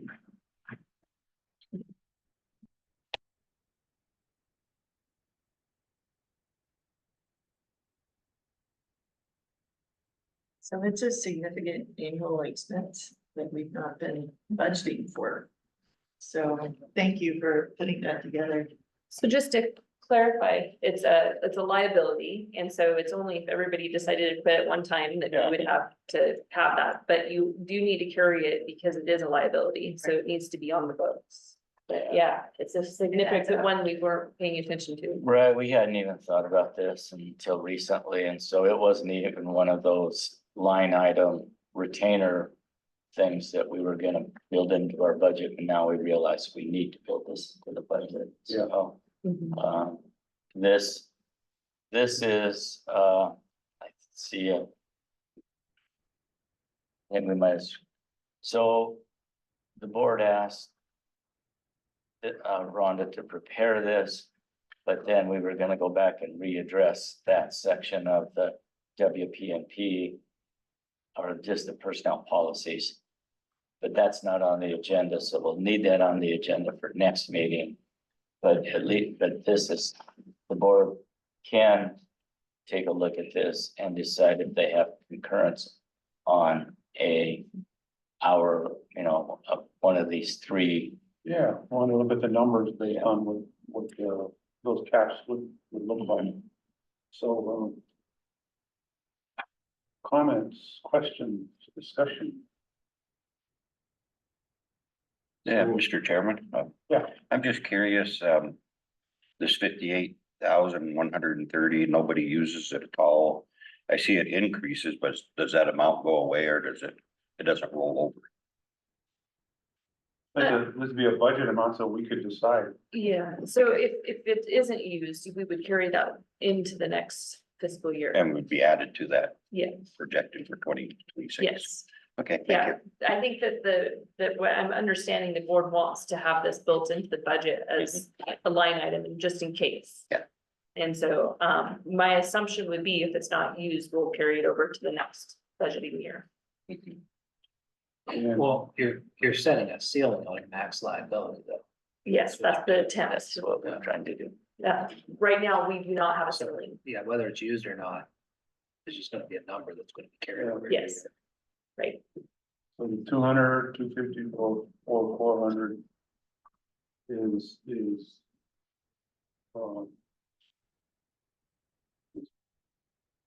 PTO and our PTO is a combination of annual and sick. correct. So is the 200, is that just kind of a guess? No, the 200 was based on other private consultant, that's what they do. Those kind of a scientific guess stuff?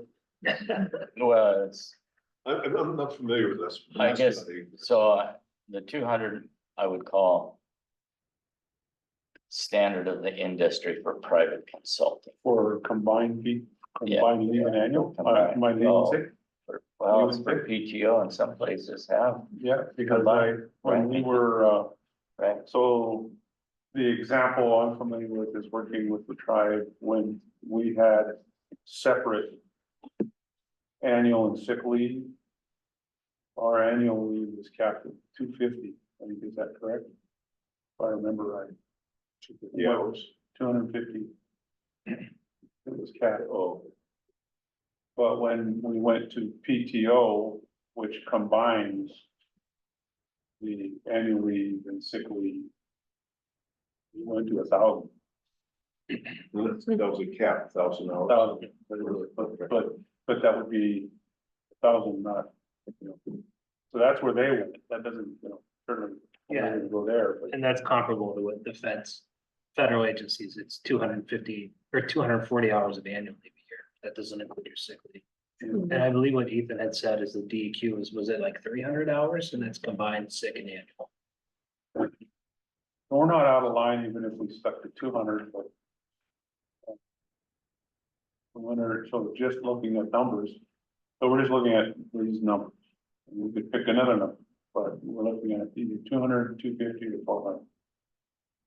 You see the feds, it's 240, that's just annually, That's just annual. so PTO would be more than that. Yeah, it should be. And except that DEQ has the combined and theirs is 300, which seems reasonable.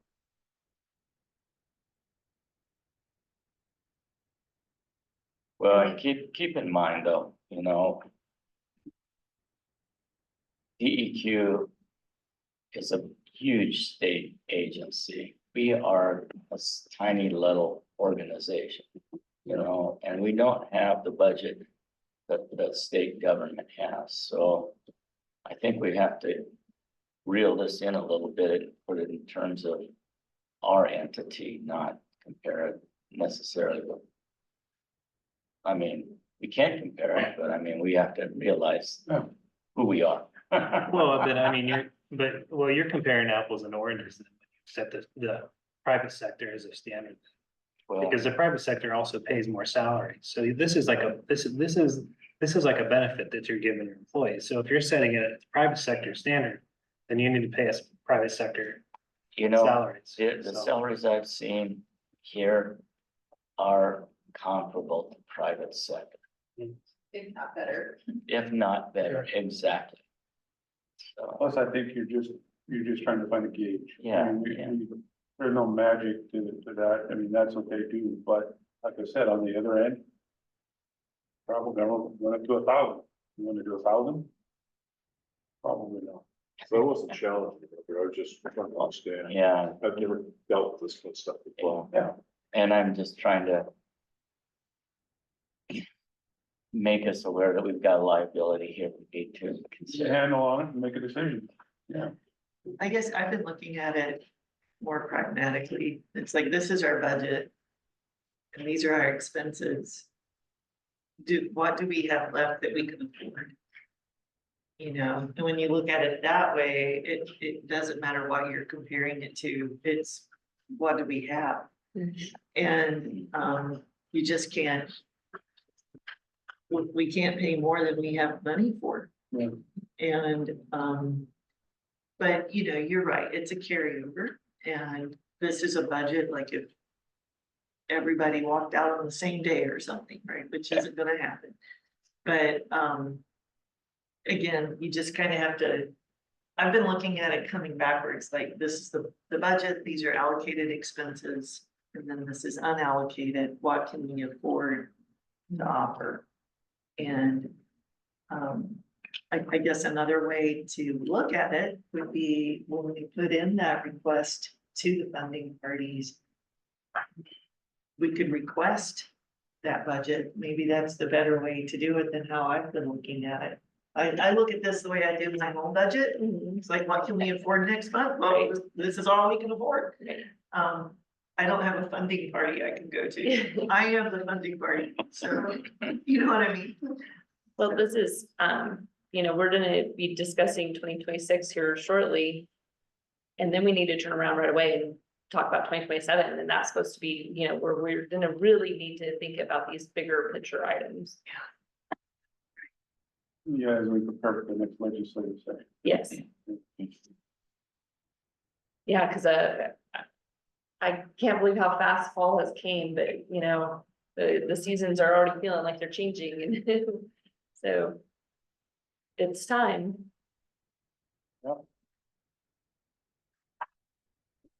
So let's make sure the policy piece of this is on the next agenda. And have, let's see if we can finish this discussion, or advance this discussion at that time. If not, finish it.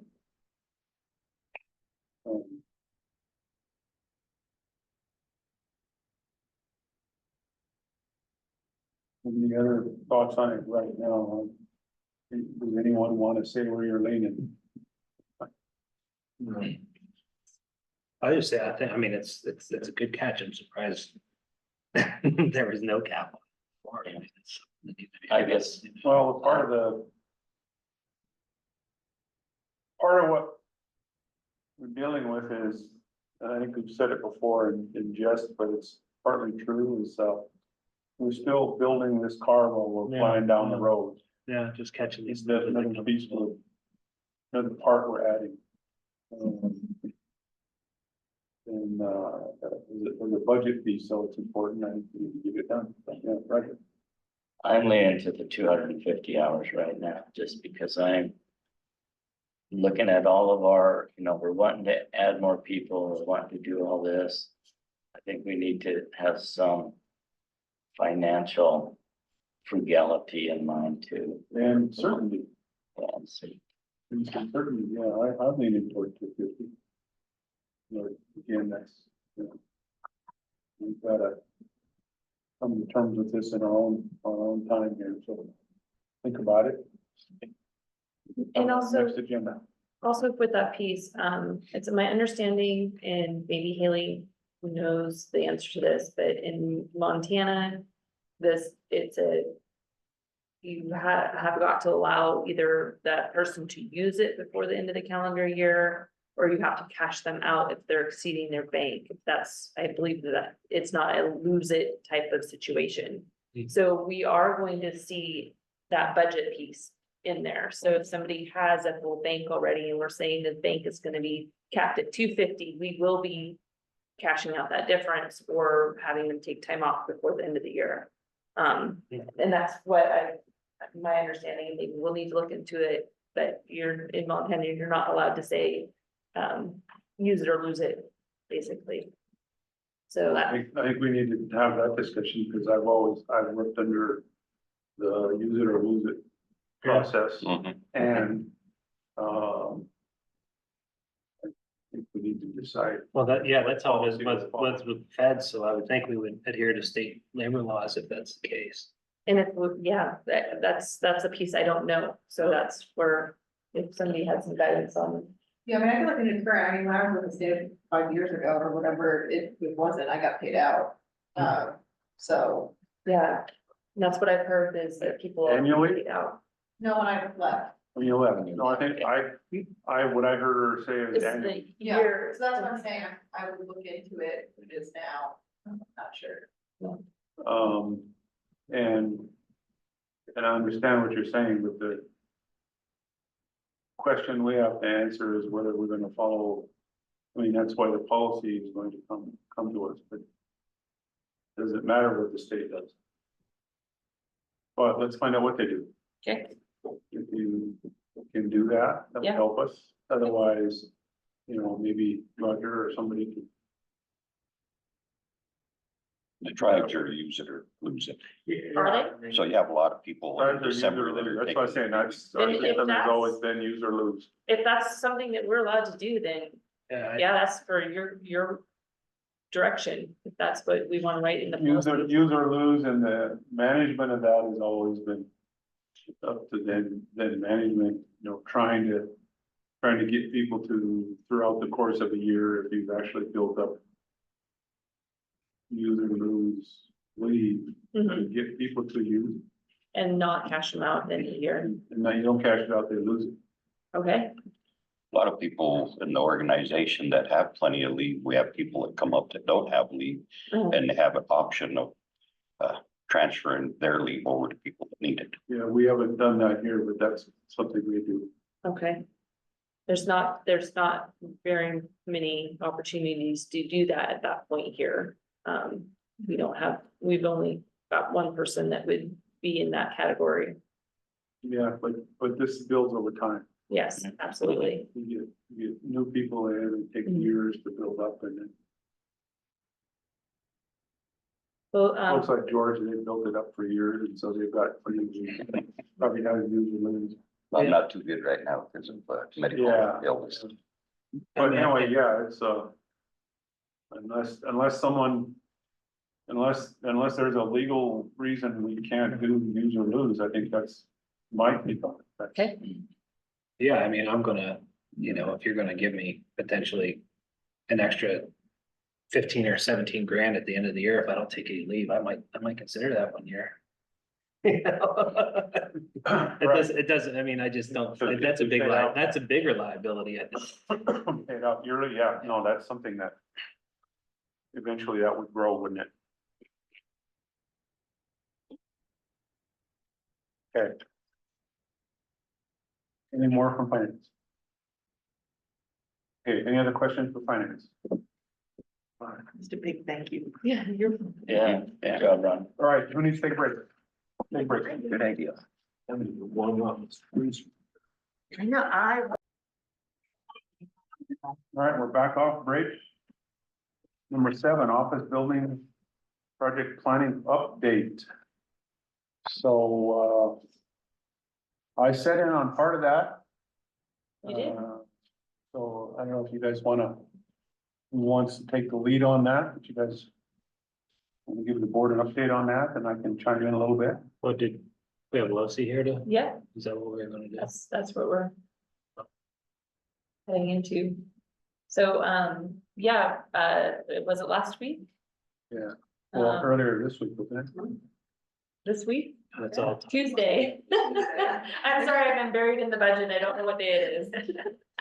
Yeah, I guess I can talk a little bit about it. The staff We do also have them online as well. To- We're ready to. make present a on it. present on it. So, yeah, we, However you guys wanna, Yeah, if they're ready, because they were gonna talk about the meeting that they had here.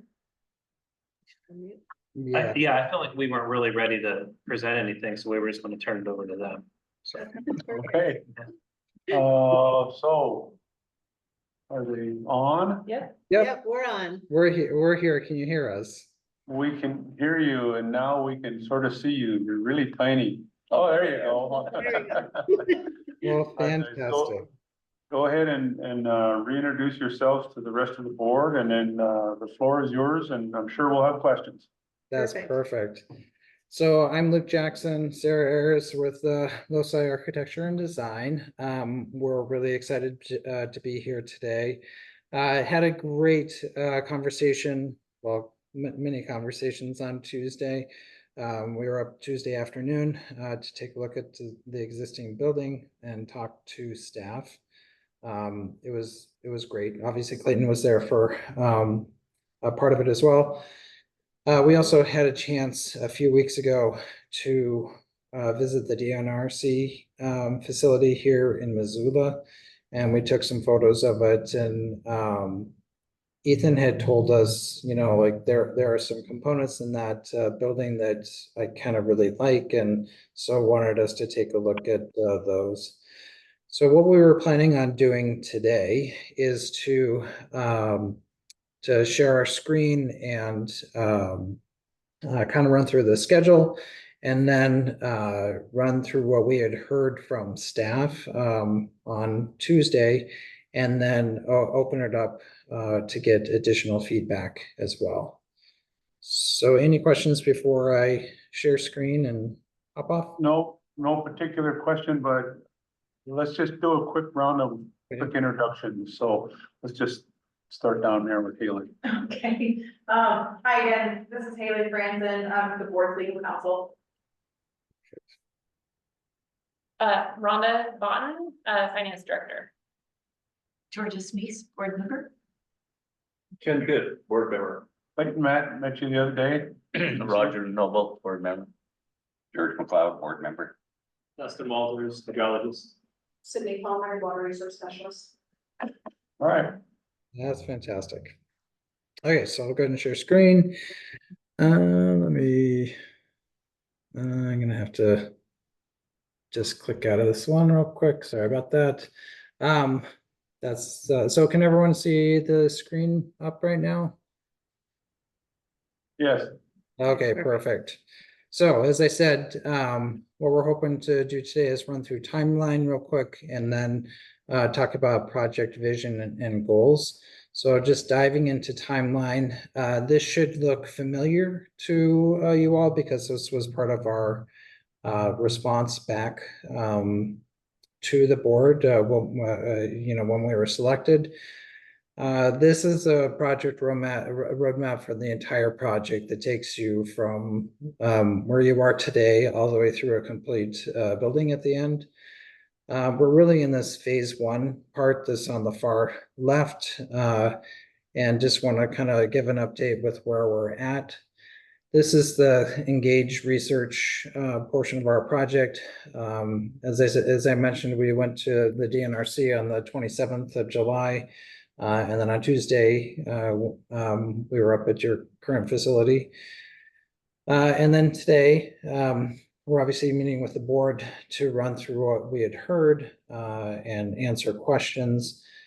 We have been developing a preliminary building program, and that's one of the components that we need to start, working on adjacency layouts and, kind of ultimately like a building design.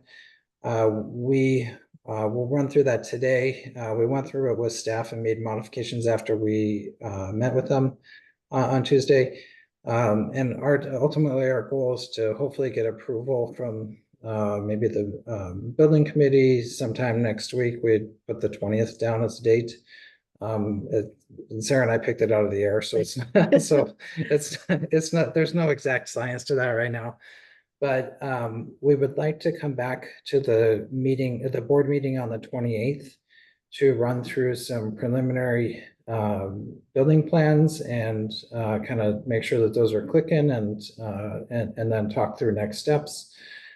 We are working toward having everything complete in this first phase, with the exception of site analysis the week of September 22nd. Obviously, that's coming up pretty quickly, but our deliverables that we are planning on having pulled together are the final concept drawings, the cost estimate, renderings, and then obviously get feedback from you. So that's the real kind of presentation piece. Now it's going to open up a little bit more to conversation. Yeah, so. Oops, sorry. Yeah. So what we reviewed yesterday, or I guess Tuesday, with a board, not reviewed, but kind of engaged in conversation, was establishing kind of project goals and vision. And we talked a lot about kind of both how organization functions, how does the public enter the building, what do they experience, how people work together, things like that. Through that session, we identified a number of kind of goal statements, I guess we'll call them, and important pieces that we think are worth sharing with the board, and also kind of getting your feedback on, because your perspective is probably coming from a different place within the facility and different use. So there was a number of key things that we heard consistently throughout the conversation. Was a good work environment, daylighting, views, connection to the outdoors, having thermal comfort and good acoustics. I think probably the board also experiences that being in the current space. You guys are making it work amazingly for the space, but obviously these are all things that should be addressed in the new facility. The other piece that we heard a lot was just having a good public face and having it be approachable, inviting, and a design to help people that are there. That's what you're designated to do as an organization, and the building can also address that. Being accessible, being centrally located to services. So I think this is both for accessibility from the public standpoint to come to you, but also for staff to, be closer to home perhaps, or more central to everybody. And then meeting the needs of staff and public with room for growth. So we did talk about, how many people are currently working there, how many people use the building, what does that look like into the future? And we can kind of plan around that and plan for that flexibility within the space. Conveying a sense of place through design and material elements. So we did talk a lot about where you are in Montana and in the region, and what the building can convey and react to as part of that. And I think that plays into a lot of the other pieces that we talked about already. Again, a workspace that is comfortable and where staff want to be there and stay there. So they want to work there, and they want to work there for the long term. A building that is durable and has presence and longevity. Longevity. Yeah. Tripping on my words. In the just how it sits in the community, and also just looking into the future. This is your chance to really build something that is of the organization and will serve that organization and the community for a very long time into the future. And then also just functional and low maintenance, and bringing in character of the community into the space. So those are some things we identified with the staff through our conversations. Yes. What I guess we would like to throw it back to you in the room. What resonates? What should we add, or what does not resonate? What does not sound good? Yeah, thank you. So I know staff and myself, we got a chance to sit through some of this a little bit the other day, but you know, maybe you've had a chance to think about it. You know, I know it's in concept hard to really nail down all these in rapid succession, but I think it's a good start. So thoughts, questions, ideas, just anything. I think we should be open to all your thoughts right now, because I think right now is sort of the early building phase of how we move through this. So please feel free. Roger. So, can you back up to the previous slide? Sure. To the schedule? No, that one right there. Yep. So is that your conceptual design right now, the L-shaped building? No. I'm That's sorry. where we are headed. So when we meet Yeah. on the 28th, this is just another project we did something very similar with. So right now, Oh. we're kind of in the upper corner of a building program, which we will be sharing with you here really shortly, of which we also want to get feedback on. And then from that, we go into what we call adjacency diagrams. So from all these things that we've heard from staff and from board members, we start looking at how key pieces of the plan or program should relate, and then we develop that preliminary plan. So kind of over the next 2 weeks, this is what we'll be tasked with and what you guys will be seeing here by the end of the month. Yep. But not this building. Yeah, not this building. This is today is more kind of big picture, like, hey, what are your, what's your vision, your goals for this facility? And then we'll start pulling that into these pieces. I think one of the big things that come out of that thing, when he left, was that it was gonna be what, 1.5 or 2 acres of land that you thought we would need to ask for? Yeah, so I had asked, is there any thoughts based on what they've heard so far? How much land we might be talking about, and I think you kind of expressed a range there, 1.5 to 2 acres, especially if we're tied into a existing infrastructure system. If we're sort of standalone, then we're probably talking more acres, 3 to 4 acres type thing. I don't know if you've thought any more about that, or if that was kind of, and the reason I brought it up is because I went ahead and sent we could do a letter if we need to, but I sent a quick email to Melissa and Pela that we've started our planning process, and we'd like them to get together and start thinking about a land location and work with us on that. So I left it pretty much at that and said, we could talk more. Haven't heard back yet, but I'll give it a little time, and I'll reach out to them and see if they can start putting that together. But one of the things I thought they should hear early on is approximately what kind of land base we'll be looking at. And so I'll be telling them, if we are agreeing, at least for discussion purposes for now, that we're talking about 1.5 to 2 acres, depending on location, worst case, 3 to 4 acres. Then I can get that to them, and they can start to at least think about that, start thinking about potential locations. So, it's all important because they need to come together, because they had to come together and agree with this location. When we were talking about renting, the state said it couldn't be a tribal facility, and the tribe said it couldn't be a state facility, so here we are. So they're gonna need to really think hard about how to do that. And I would hope they would come together in a way also that they agree on the property, acquire the property, however they need to do that, and say, here it is. Otherwise, if it ends up having to be purchased and we have to do that, then we need those added funds added as well.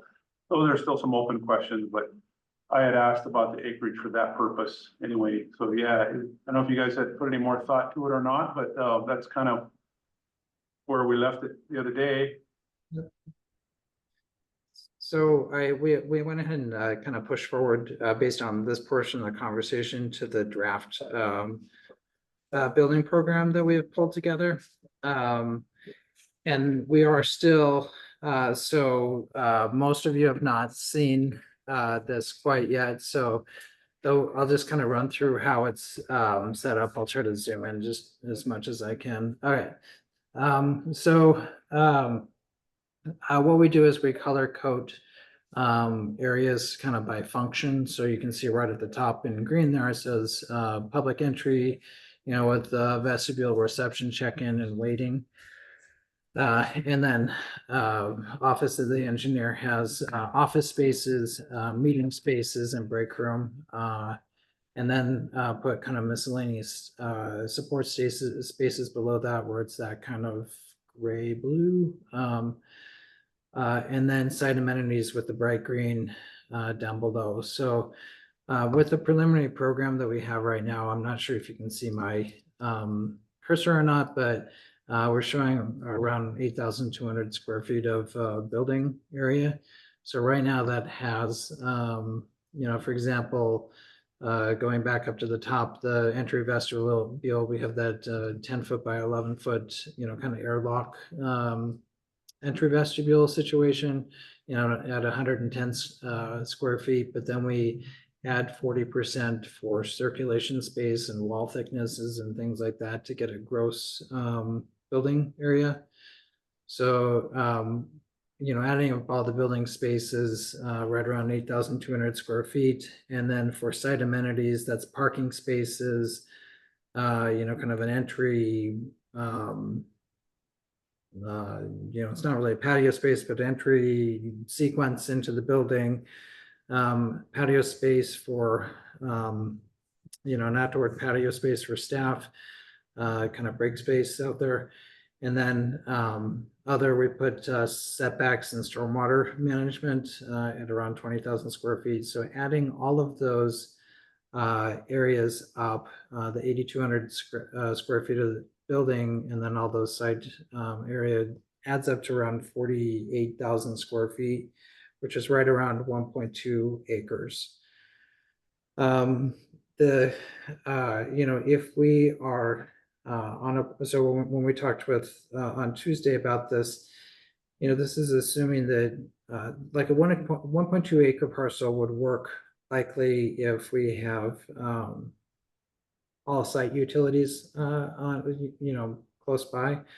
And we're not doing, a well and drain field for septic. So that's why we said, hey, let's kind of, boost that up at least to, 1.5 acres for that, minimum site area. It's also assuming that it's a relatively square a lot as well. If it's a triangular site, it's a little bit harder to put things on it and things like that. But that's, with the 1.5 acres, probably could make that that work. So that's the big picture of site area. We were hoping to kind of go through a little bit more detail about what the spaces were and things like that. But to answer that immediate question, yeah, 1.5 acres plus. Okay. Yeah, that helps, and I realizing that we're still in early stages, and if that makes sense, and it'd be helpful for us to start to communicate that to them. Sure. Any So, thoughts, yep. Questions, ideas?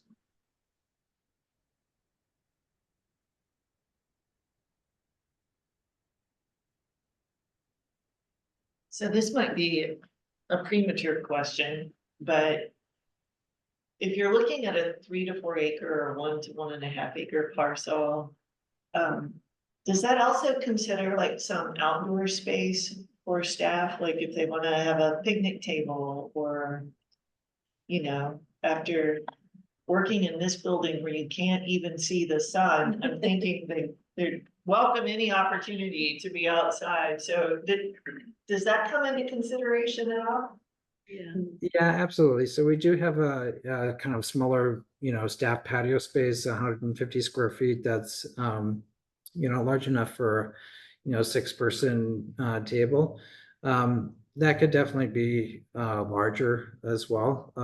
It was just kind of a starting, spot for that. We do think the patio obviously wants to be, separate from the public entry so that you're not out there on break as people are coming up too, but yeah, that size is adjustable.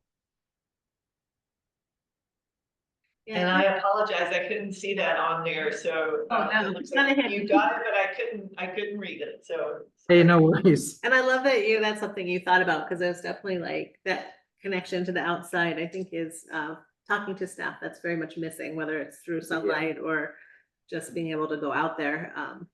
I think that's a missing thing and probably be really great. They'd be very grateful to have. And windows. Yeah. Windows. Lots of windows. Windows and daylighting. Yeah, absolutely. Yeah, well, I'll throw this out, maybe you've thought more about it, or you can talk a little bit about it, because, I think you had talked, about some good ideas. You had talked about conservation ideas, but. Yeah, so we did look into, like, there we are. So we did look into just what, like if this was a state building, what would they be requiring for a building like this? So the state requires like a certified building program through LEEDs, which is an energy, you probably heard about LEED, or like Green Globes. There's a number of different programs. If it was a $10 million build or more, we don't think you're that high of costs of construction. So technically, there would not be a required thing to be a certified building if this was only a state building. But it was something we talked about yesterday. It was like, what would the standard be for them? But at minimum, they do want a high performance building, which it basically means that you're going to exceed code, which we think is the right thing to do, especially from hearing through our conversations so far. It's been a lot about durability, low maintenance, a good building envelope, good daylighting for staff, and just reduces your energy loads, good use of materials, regional, using regional materials. These are all things that tie into a lot of your vision and goals that we have heard so far. So we think at very minimum, we will meet or exceed kind of that high performance building standard that the state has outlined as a goal of their projects. And I think aligns with what you guys have. And then if you guys did want to push it, we would encourage you to consider doing more certified building if you wanted to. What that does, certifying a building basically takes it, and then there's like a third party that does a checking of the building to make sure that it is actually meeting the goals in which it was designed for, and it's built around that. So it kind of holds everyone accountable. There is an added cost to do that, but it is a good way to ensure that the building is performing as desired. And it's also a nice thing for an organization to kind of have that plaque and say, hey, this is important to us. So if it aligns with, and we don't have to make a decision today about it, but if it aligns with the goals in which you guys kind of want to stand out in the community, it would be something to consider. So we can dive into that more as we get into the project further, but it is a good thing to start floating out there as kind of some ideas. My sense is that one, budget's gonna be important, but being able to build something that's sustainable and efficient and responsible, that when the public sees it, then they're not, we're doing a good job with their money. Yes. We kind of threw out other ideas at the time about possibly incorporating solar, possibly either air source or ground source heating and cooling, that kind of thing. So, yeah, I don't know if you have experience with those? Yep. Oh, yeah. Yeah, a ton of it. So if we were to do a ground source system, ground source heat pump system, we would want to be definitely in that 2+ acre zone. for site area. We've done more often the two well, so there's two different types of ground source heat pump piping systems on site. There's a vertical well that there's a vertical system that goes down through well. So you basically, drill a well and put hydraulic piping down in it. Well, you can do an open loop or a closed loop system. Obviously, with you guys being in charge of water rights, you have control over, what we could do for that. But there's a vertical system or there's a horizontal system, which I believe the campus has, and I think it's been a little bit problematic on campus there. That just takes up a ton more area, and there are some challenges around that with efficiency in the winter. So we typically like the vertical systems more than the horizontal systems, and I think if we were to do that, we would definitely recommend that. And then air-to-air heat pump systems. We have that actually in our office, and we do it in a ton of our projects. Montana Food Bank Network, for their air handling units, are all heat pump systems. They're rooftop heat pump systems, and it's not quite online yet, but we love those systems, and they were actually less expensive on that building than doing a gas-fired packaged rooftop system with cooling attached to it, and actually more efficient. Yeah, we love those systems, and I think that we would recommend that anyway. Yeah. And then I think the other piece that we did touch on too on Tuesday is like use just the passive design elements that we can do. That is just part of doing good design, like how we bring daylight in. Can we, passively heat a space in winter using daylight and using proper overhangs on the building to shade it in summer and things like that. So I think part of just being thoughtful about how we're using material and built form to react to that is going to be really important, both for your guys' comfort, but also as a kind of a leader and an example in the community and a better way to maybe do things. Okay. All right, questions? I guess you can keep moving on, Okay. go through your program. So diving into the program a little bit more. We had a draft that we brought to the meeting on Tuesday. That was based on the information from the original RFP. And so this has been modified fairly significantly from that. Starting at the top there, public entry, airlock vestibule, as I mentioned, reception and check-in area. We got some feedback in terms of how it might be nice for that to work in terms of being able to have space for staff to meet with folks who come in without bringing them back to their offices and sharing screens and things like that. So we actually enlarged that area a little bit to accommodate how it sounded like it would be great to function, and then a small space for waiting there. And then in the office of the engineer space, so we have right now 11 offices. When we talked with staff at the beginning of the meeting, we had talked about 10 offices, and then as we were counting them up when we got back to our office, we counted up to 11. So we have an office and these are all individual spaces. So an office for the office of the engineer, 3 hydrologist offices plus 1 tech office, which we had as a shared office for 2 people. Still an enclosed space maybe, but 2 people sharing a space for that. Water resource specialist, we had 4 office spaces for that. Finance director and accountant, each a space for that, and then a shared workspace for finance, kind of between those spaces is what we had talked about. And then an open workspace for laying out maps and, assembling packets and things like that. And then one meeting space that's kind of set up for around 8 people. That's a 16 by 20 square foot, 16 by 20 space that we had called out for that one. And then obviously there were some discussions about having good technology in there in terms of screens and access to computers and things like that in there.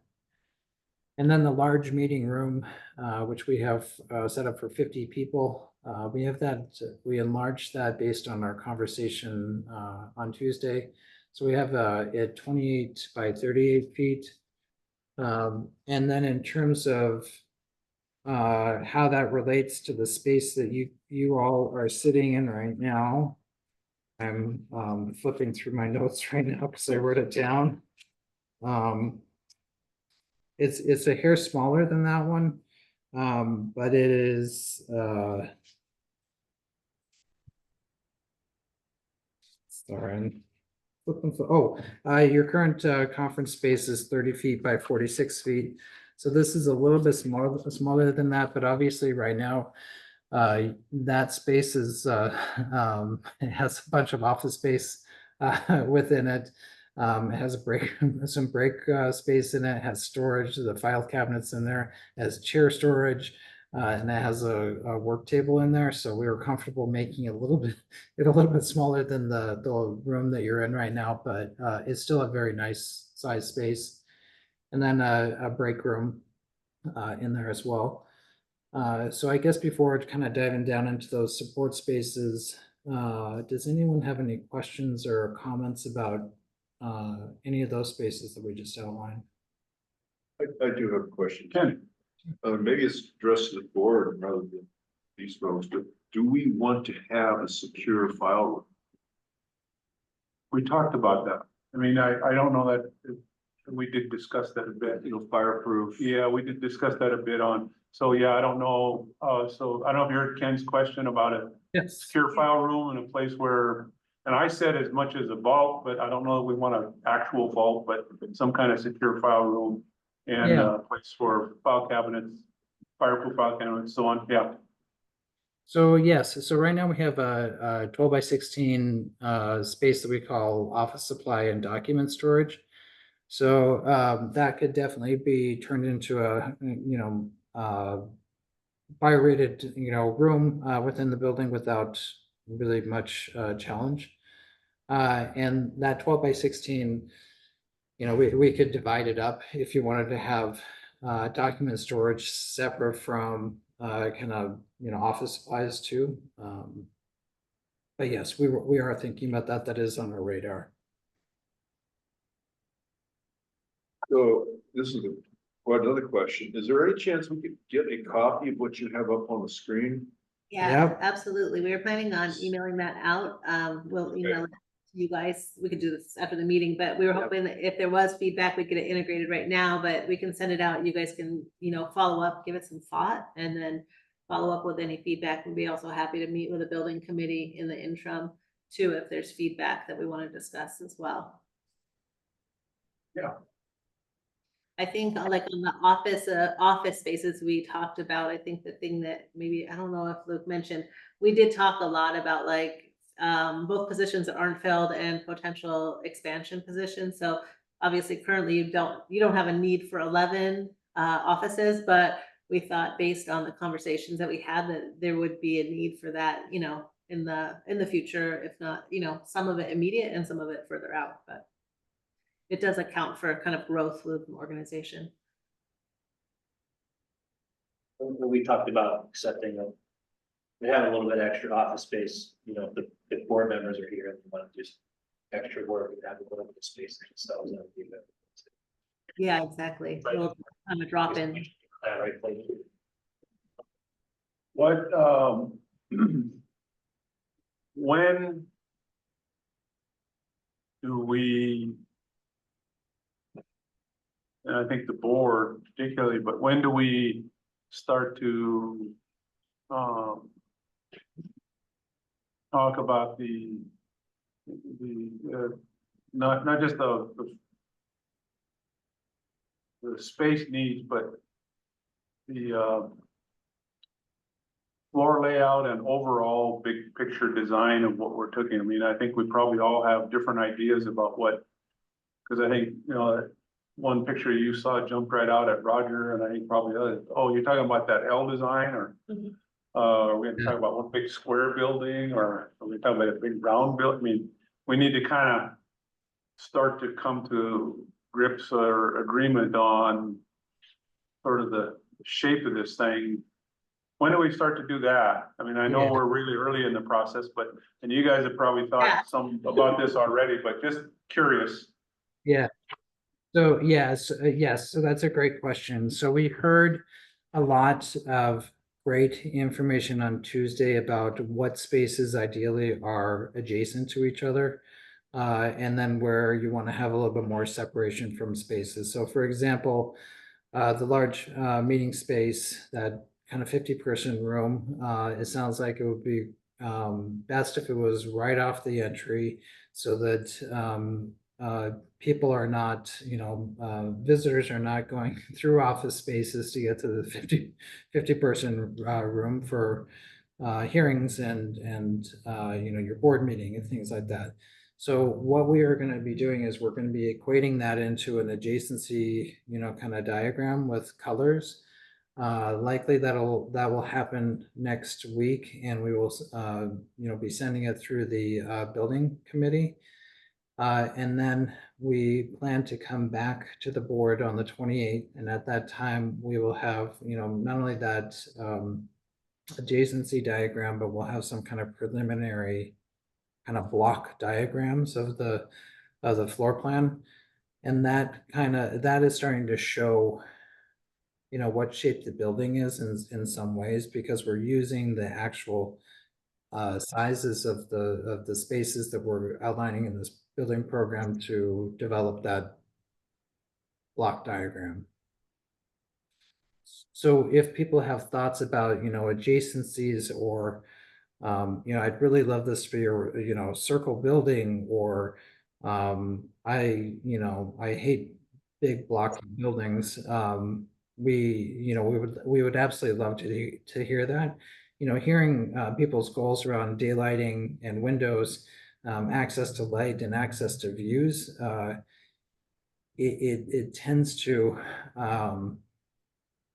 kind of push us away from a big box. We want to like kind of do more of a rectangle instead of like a perfect box, so that we have a little bit more, wall space for capturing views and light. Yeah, good. Thanks. So be thinking about your shape, yeah. Georgia. Kind of going back to office space needs, I apologize, I wasn't here Tuesday, but just something to put on your radar. I teach at Salish Kootenai College. The college has a hydrology program, and they also have kind of this work support, work in school program where they can supply hydrology interns, for instance, to this office at no cost to the office. So we have another intern who's working this year. And one of the things we've encountered in the last few years, we've tried to do this, is there was no space for the intern. Or it was difficult to try to find a place for them. And so if the college continues, if the program continues, there's an opportunity for students at Salish Kootenai College and the hydrology program to continue to come through this office and provide support at no cost to the office.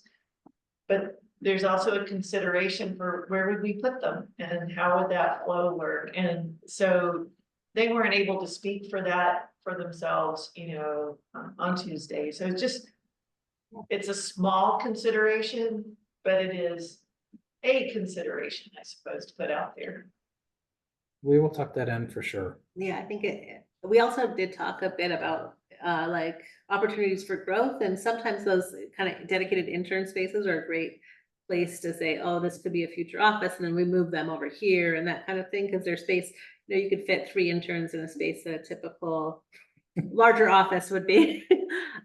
So I think that that's like a great way to add flexibility also to the overall design of the project, which I think is important, thinking about that long term of this facility. So I like that.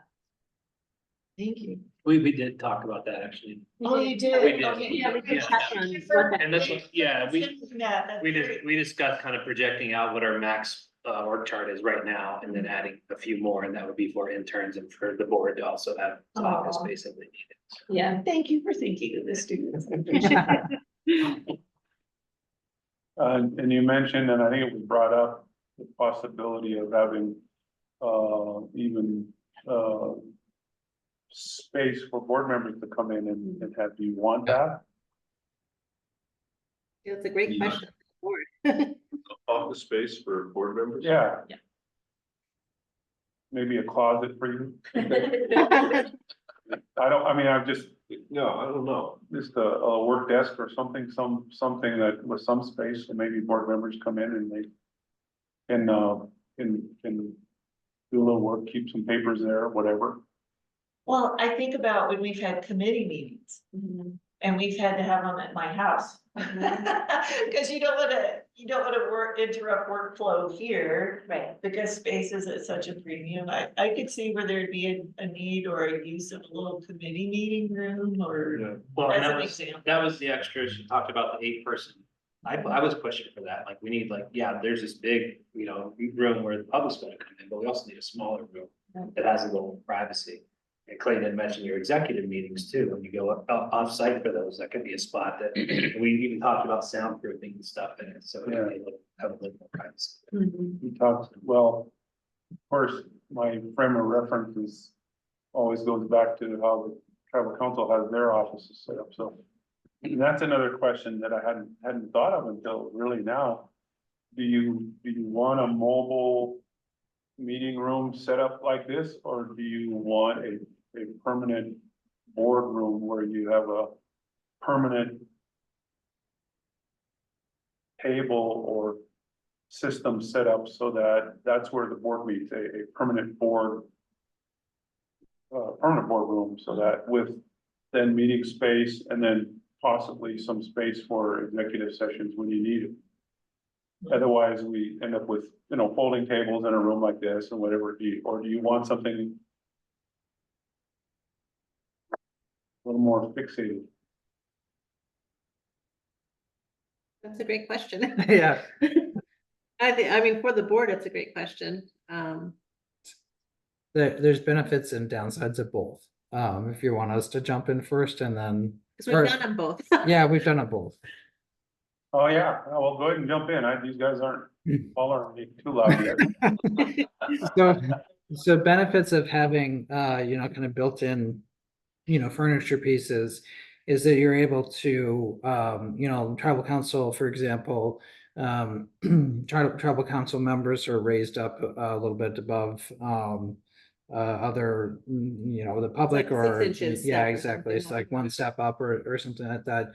So it gives, you know, a little bit more formality, and it also gives a little bit more, kind of hierarchy, you know, kind of visual hierarchy between, you know, board members and staff versus visitors. The downside is flexibility in terms of the space. We do know that there, you know, you need to have hearings in this. You will need to have hearings in this space as well. And the setup is a little bit different typically for hearings than it is for board meetings. So it's like either we kind of need to make the space bigger to accommodate both of those in rigid setups, or have flexibility in furniture to move things around and make it accommodate, you know, the different uses.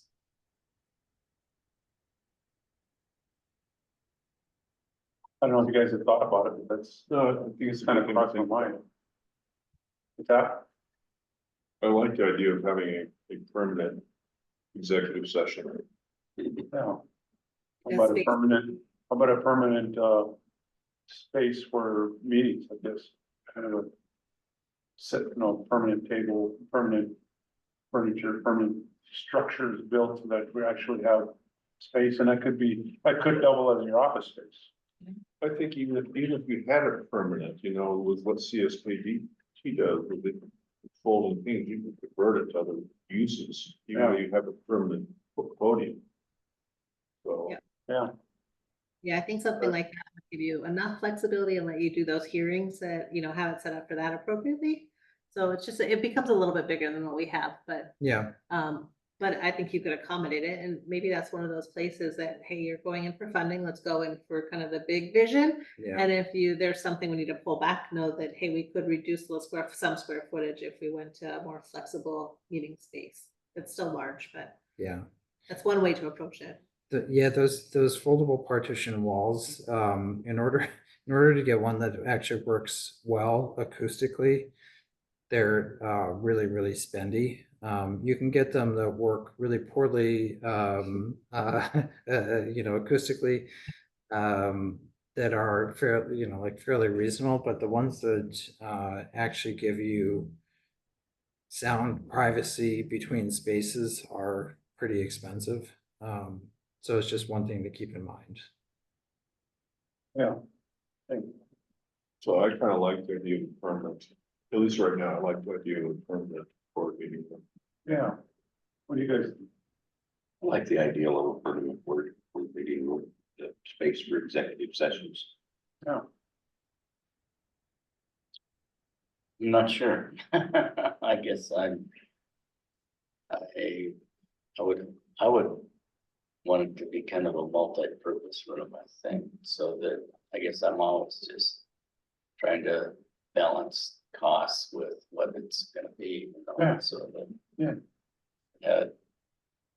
I don't know, I think I look at like a city council chambers, which is probably similar to the tribal. I've never been into the tribal chamber, so, but I don't think we want to be on any elevated podium or anything. Yeah, I'm not like that. suggesting that, but I'm thinking more about the permanency. Yeah. Plus they actually use their space as their sort of mini office space so that if they need to come in, they'll spend time there. They actually have other space in the back as well. I don't know that we need that. I don't know if you guys want a 4-member office space. There's just a place where we can come work in privacy and without disrupting the other work that's going on, would be sufficient, I think. Yeah. Do you want to look at both options? I mean, we can look at both options, something permanent, something not permanent, that's more flexible. Yeah, we can just, at least in the conceptual phase, want to look at both options. Yes. Absolutely. We Yeah. can, when we're at the next board meeting, we can kind of show you what that might look like between Yeah. the two. Yeah, that'd be good. I got a lot of head nods here, so Good.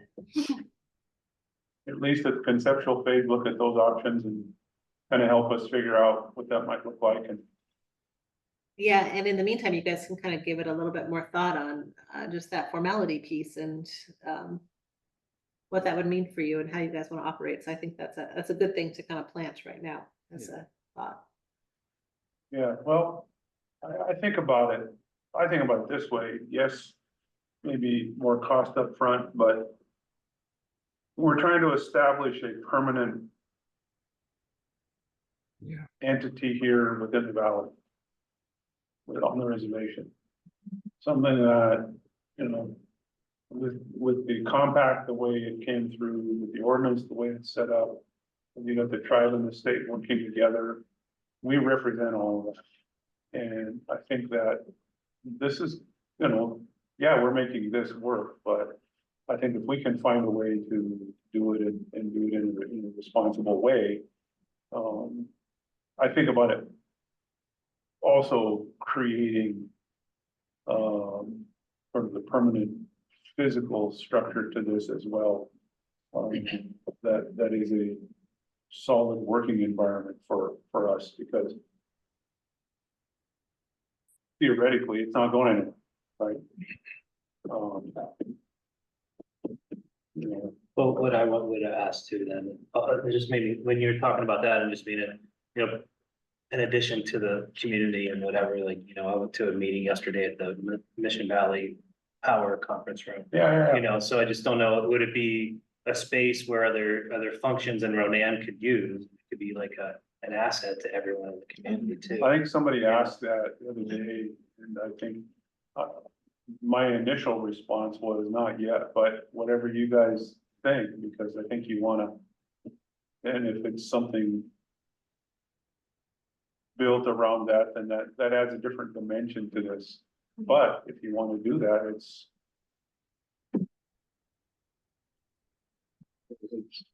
gotta be planned. I haven't thought, this is an interesting experience to think about a space this way. This is kind of novel for me. I haven't thought that much about interior space, because in this building, I'm always looking to see how quickly I can get out of it. But just thinking about the public, right? That's who we serve. So I keep thinking about the people that come into this space, our clients, our public. How can this space serve them? And so if they're coming in to get a water right application, they have to sit in a public space. How could that space be designed to have an opportunity to educate them about water resources, about this place we live in, maybe the history of this place and the people who have been here for time immemorial? I think that's an important opportunity to let people understand what this place is and how unique it is and how special it is. I've thought more about that because right now we have no opportunity for that. We have people coming in, they all have different backgrounds. But I think that's a real opportunity to educate, and that might speak to what you're talking about. I could see a school group coming in and getting a little tour at the end of the year, the 4th grade classroom, that's when you teach history. That would be a moment, Well, I don't know how many of those like large community spaces there are like this in town, but even if there are other ones, my guess is it's gonna be the new shiny one. Maybe want to keep utilizing, so. It would just be a good face forward. Well, Great idea. There's not many spaces for public meetings. There just aren't. well, then we could rent it. Rent it out, make it a money maker, no. I like the idea of the it will be sort of a entry foyer piece where people walk in, they have nice comfortable space to sit and maybe, get their information, work on it, but also maybe there is some standing educational material around that they can see and learn from.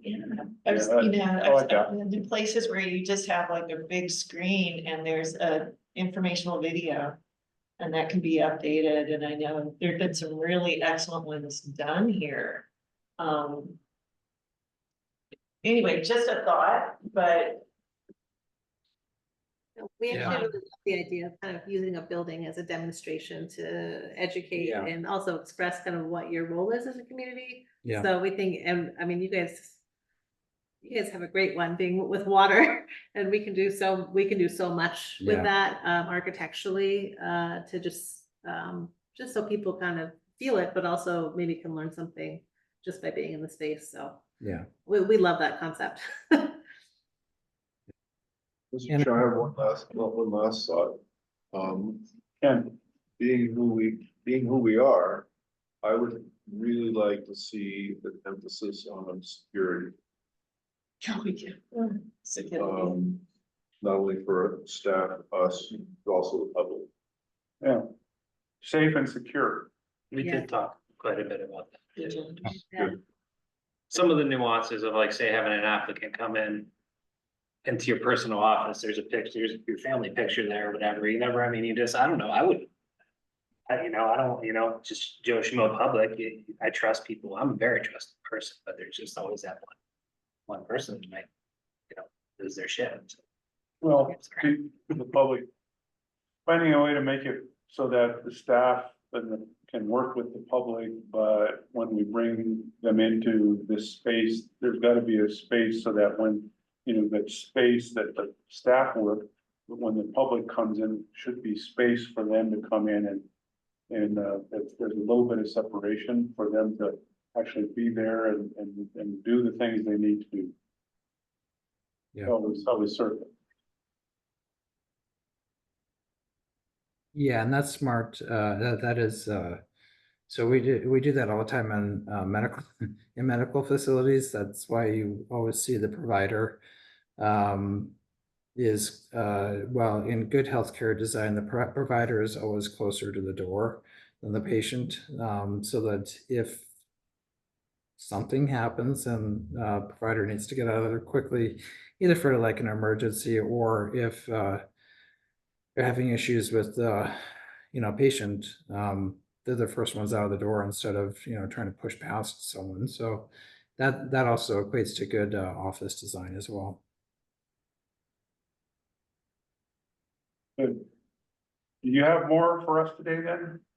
We do have one other piece, and this is about the kind of hopes and fears piece and what would make a project a win. Yeah, so we talked a bit about kind of hopes and fears, and we've touched on a lot of this, so I'm not gonna go through the kind of the list of things, but I think everyone, if we said, what are your fears going with the project, they say budget overruns, and there's all sorts of challenges, but there's also lots of amazing things and kind of hope in what it can do for you.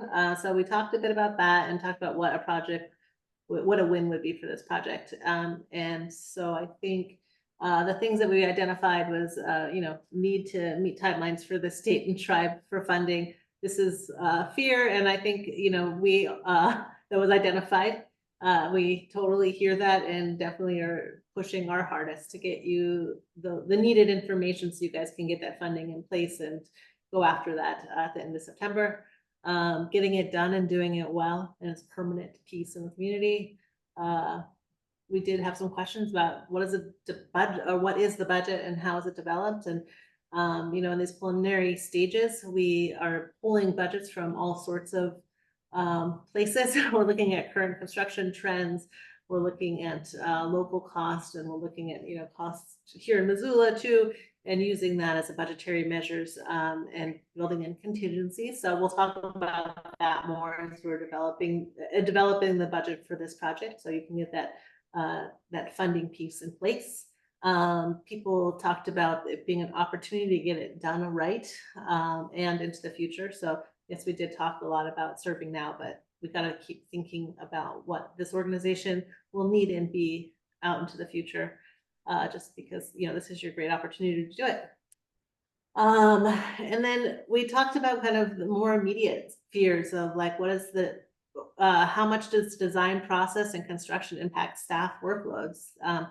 Some people like finance, they'll be a little bit more involved in times just because there's a financial piece to it. And some of it is us pinging you guys with questions and making sure that we're getting things right from a programmatic standpoint and making sure we're hitting the needs of the organization. So there is impacts. It will impact certain people more, and that'll be identified as you guys are developing the project further.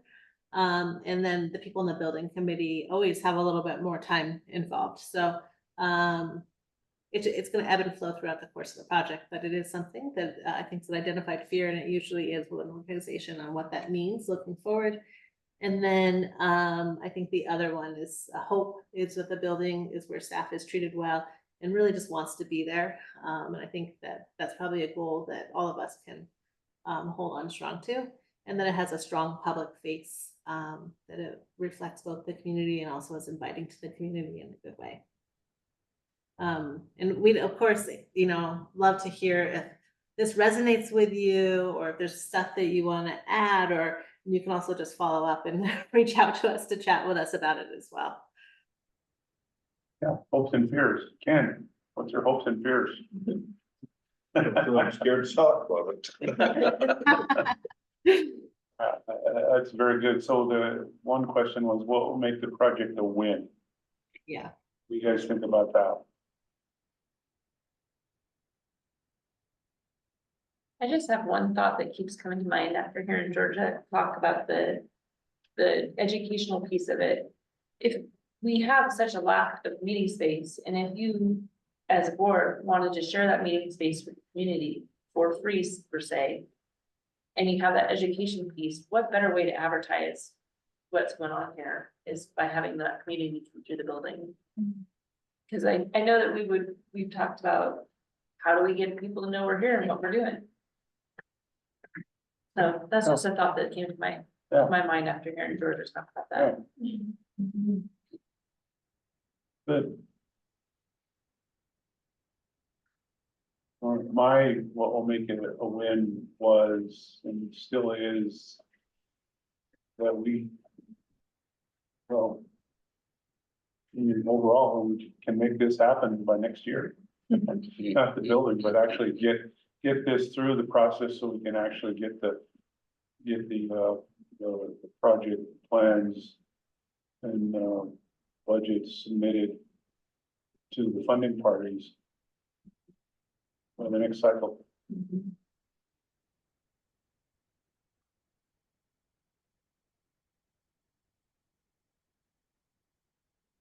Well, we I can, think my hope is that we have a functional, comfortable building that's accepted by the staff and the public.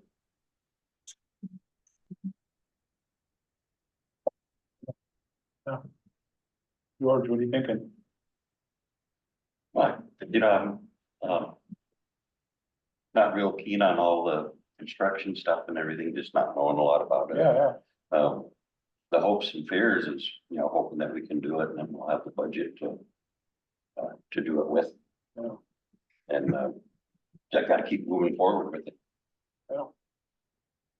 A lot of good stuff you've all brought up. I really appreciate it. But I would like to see a nice building that is open to the community. Get them in here, let them know what we're doing. I share a lot of not personal information about what we're doing, like on cases and stuff, but we're here and we're for the public, People ask me questions, what do I do about this?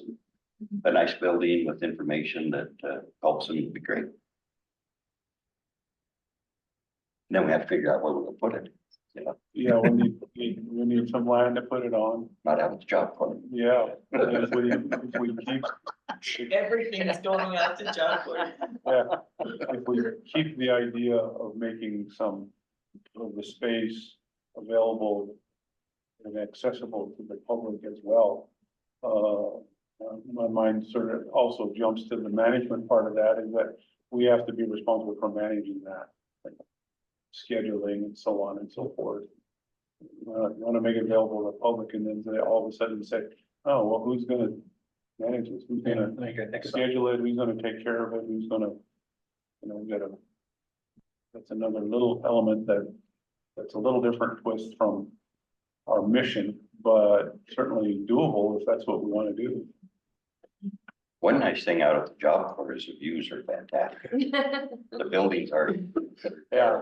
The missions are right there, great, you're seeing real wonderful sunrises. Yeah, Kicking Horse Reservoir is out Yes. back and that's real pretty, everything's green, It's a deer all over the place, perfect spot.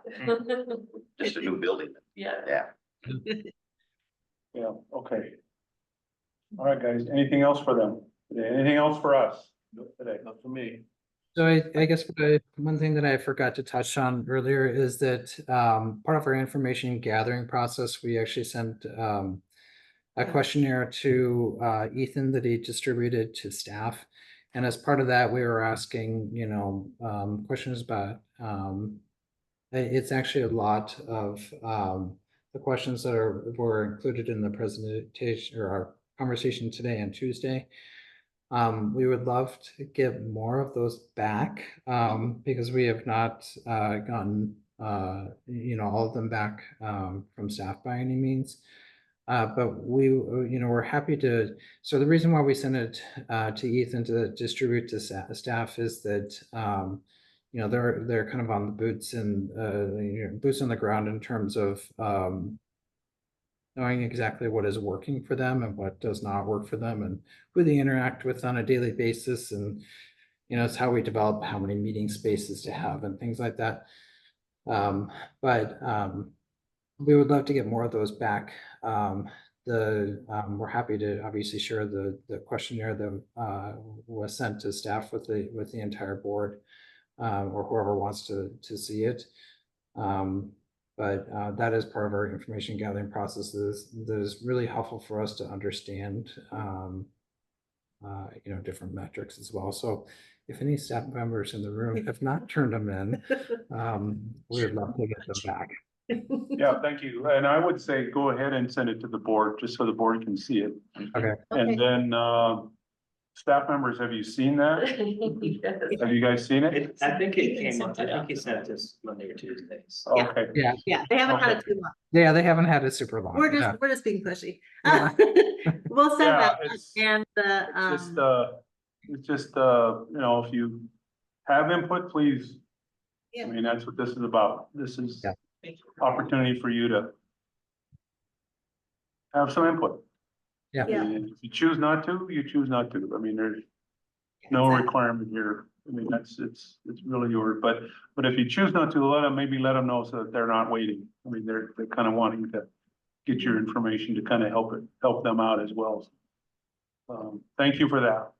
Yeah, and then absolutely. we will send that out along with the building program, so everyone can kind of see where we're at. Obviously, things are still malleable, so we'd love your feedback if you guys think of anything after this conversation. Yep, we're gonna fold in some of the stuff that we talked about today, so it'll be another version that you, no one else has seen it quite yet. It's So. iterative, as we like to say. Yeah, no, it's gotta be. Yeah, great. Well, we All appreciate right. your time today. and, Yeah, thank you so much. You'll get more stuff from us. All right, guys, thank you for your time. Thank you. We'll be seeing you later. Okay, Okay, sounds great. good. Take care. All right, take care. Yeah.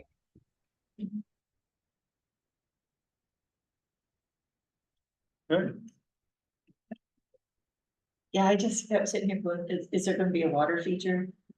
So we did actually talk about that. Yeah, I put a big no we on did, that. we did. So the compromise, like instead Such a of bad day. water feature being like not very, what is it? What's the word? So grandiose. Conservative or whatever. Yeah, I mean, But Tabletop water fountain. big fountain in front, like, when it's 100 degrees. They- They suggested water runoff off the roof and having a water feature that when it rains, that we would have a water feature that's activated like a system, like like little river system through the yard or something. To go more natural instead of actual water feature. Yeah.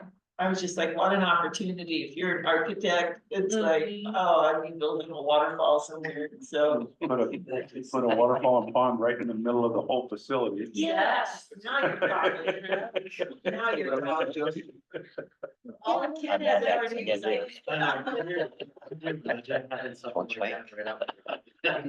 Oh, Ken's got a floor plan already. Oh, you betcha. He's got it sketched out. Bring it on, man. Mexico style. Let's take a look at it. The Presidio Oh, yeah. with a water feature in the middle. Yeah. Yeah. All right, this is good. This is great. All right, guys, thank you. We are rapidly closing in. It's already 4:30, so we've got just a little more time if you want to take that. So, I think that moves us to item 8, and so I don't know who's taking on item 8, and if you guys want to walk us through, get us through as much as we can here in the next half hour, and we'll call her quits. Yeah, I think I can do that. For this first one, 8.1, the office updates for the water rights and traffic reports. Nothing has really changed with our water rights. August does seem to be a little bit slower. We're 14 days in, but We've got 3 receipts so far. But Well, it's not really dropped off. we have received more extensions though. So 5 extensions this month. Our grand total is 39.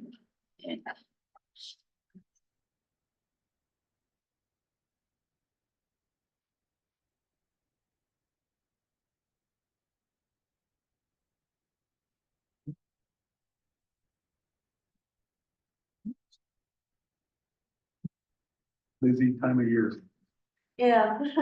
for people, people are busy. You It's definitely hot out. I wouldn't want to do anything outside. Okay, So the next 2 are our traffic reports. Now that we've finished up July, we have final totals of how many walk-ins and phone calls we had of all of July, which is 42 and 81. And then already for August, we're at 16 and 30. And then this next one, we started breaking them down into days of the week. And so as a reminder, this is a cumulative total between March and August. Monday is still our busiest day for calls. Tuesdays are the busiest day for walk-ins.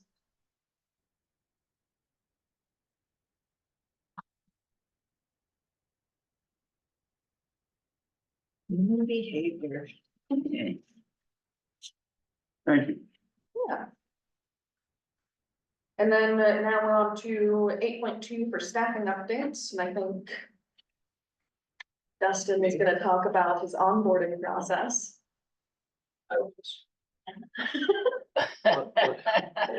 I'm not sure you guys let me know. I wasn't informed, but I was good. That's okay. We know that just kind of getting your wheels rolling here and Well, I'm not sure what I mean, are you looking for like a progress report or just a report out of the work I've been doing or? right now, I think the board would just be interested in, or generally what you're working on and how it's going for you. Okay, yeah, I mean, and I've kind of just grabbed a bull by the horns in terms of the GIS stuff, because that's what I've, and I'm not, Ethan's had these family things going on, so I haven't had a whole lot of interaction with him. But that was one of the things he told me that I should be doing, so really spent a lot of time scouring the databases that are available for different climate data and different things that we use. And just a lot of it's been iterations of working with the state, and Joel is their GIS person who's going to help me out, and we're trying to set up a meeting with him right now. The virus database, keep getting different steps, and it's going forward, but it's been like 3 weeks and I still don't have access. So that's a big one that once I get access to, I'll be able to work with that data a little more. But, sit down with Christy and just like, okay, what do you do in GIS? What do you need from this? And found that, I think it was like, it's been like 3 years since the map was set up for her, and there was like a lot of broken links and a lot of it was real slow to load. So I went through and we troubleshooted. I built her a new map, gave her a more direct path. The thing with these Esri products, it's really Esri is really sensitive to how it reads where a file is. So if you have like a convoluted path, it sounds silly, but this is how it is. Like if it's a bunch of folders deep, then every time you move your map, it's going to go back and try to reread that. It's really slow. So I streamlined it. I got it all into like our shared drive. So it's like just 2 folders deep, all new updated layers. And I think it's working a lot faster for her now. So I've done that. And then I'm going to work with Amanda. She has Arc Pro on her computer, and I'm going to start working with her tomorrow to see how I can assist her. So I'm honestly pretty limited in terms of like managing the overall larger databases, because I just haven't really had that good connection with, or contact with the state to see how to kind of download data, so we have it more locally. So, Okay. Um, Have any questions for us? um.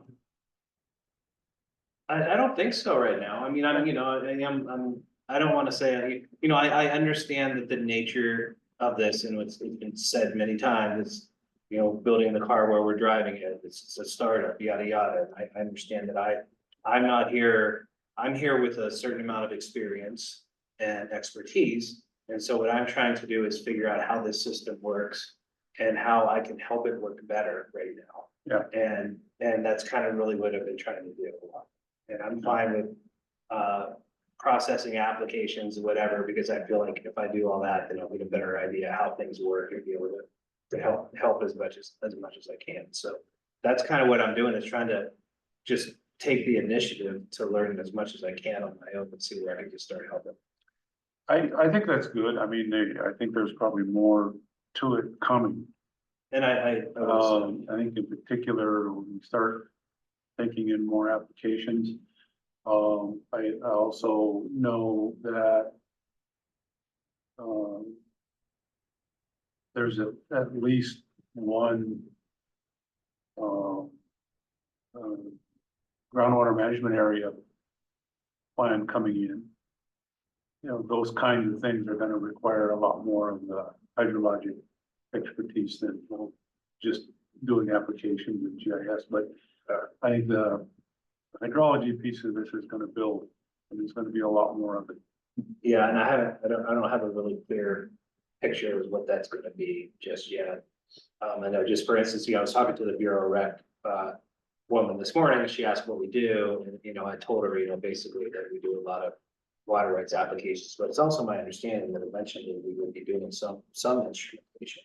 We would be out doing some stream and, flow measurements, but we just have not gotten there yet. And again, that's where I look forward to being there, but I don't really have a real clear vision of what that is going to look like. So, Okay, I'm sure it'll come in focus. thank you. Questions? No. All right, well, welcome aboard, and thank you.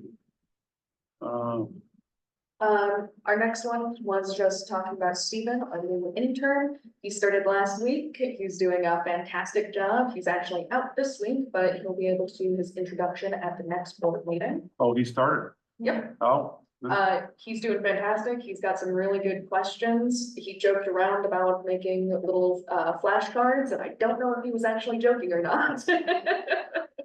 But, he sat in on a development domestic allowance meeting. He had a lot of really good questions after that. I think he's doing great. Stephen, he's not a CSKT intern, he's an SKC intern. He's a student of Right. mine. He's part of, and Kent, and I know he'll be introducing himself at the next meeting, but just wanted you guys to know, I've taught a lot of folks. This young man's exceptional, which is why I really encouraged him to get on board with this. But he's in Colorado right now. He's part of a big grant project with his professor at SKC, and he's traveling out there as part of that grant and research effort. But he checked in with me today and just said he loves it, he loves what he's learning, and was excited about it. Yeah. So, And it's toying with law school. yes, we did hear that. Oh, I'm sorry. We're gonna have to talk him out of that. Probably blame me. Yeah, somebody better educate that guy. He's got a good mind for that. Yeah, I can see him doing that too. yeah. No, he is pretty good. I was impressed with just setting him up with, letting him know that, a lot of the water rights stuff is really just detective work, and just some of the sleuthing he did was he just really found a lot of stuff that I was like, oh, good job. Yeah. So, Yeah, he did great. And then he had a lot of policy-based questions, and those were fantastic. Yeah, it's a good thinker, good mind. James has already covered 8.3 for the virus updates. Yep. So 8.4 is the Acrobat Station coordination with CIPT. in which Dustin has got to meetings today. So Yeah. what is aggregate, what is CITC? You don't know what CIT. It's like we're playing Battleship, right? CITT is the Compact Implementation Technical. Okay. And that was, and so I went to a meeting yesterday. I went to a CITT meeting yesterday, and then I went to a meeting this morning with aggregate people. And the CITT is the DNR, this is DNRC representative, Maya, when I met her yesterday. And then there's a FIP representative and a BIA representative, and member of the tribe. Brian was there, and then there's also like a irrigator, like a, you know, local irrigator that's on the team also. So what's agreement? And agreement are weather stations that the Bureau rep maintains. And they're meant to, the end product is an ET evapotranspiration, and they're meant to aid. So part of the agreement program was some of the money that was set aside for on-farm efficiencies. And so the story is that there are 6 currently functioning on the reservation. One of the things that happened is that one of the sites at Round Butte, when they put it in the 80s, this is the oldest one. We were looking at the whole old precip gauge that has like the little ticker tape for paper in it, you know? So it was put in the 80s, and cottonwood trees grew up all around it. So the site wasn't good. So Bureau Rec, using some funds to aid the reservations, they put up the money to put in a new agreement station adjacent to the current Round Butte one. Cost of 14 grand a piece.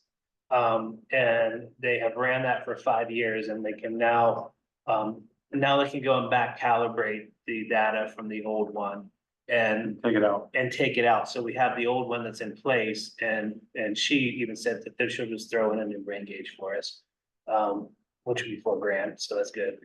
But so the idea is, so the old Round Butte one, we need to find a new location. So that's what this meeting is about. And that's likely to be up by in the northeast portion of the reservation.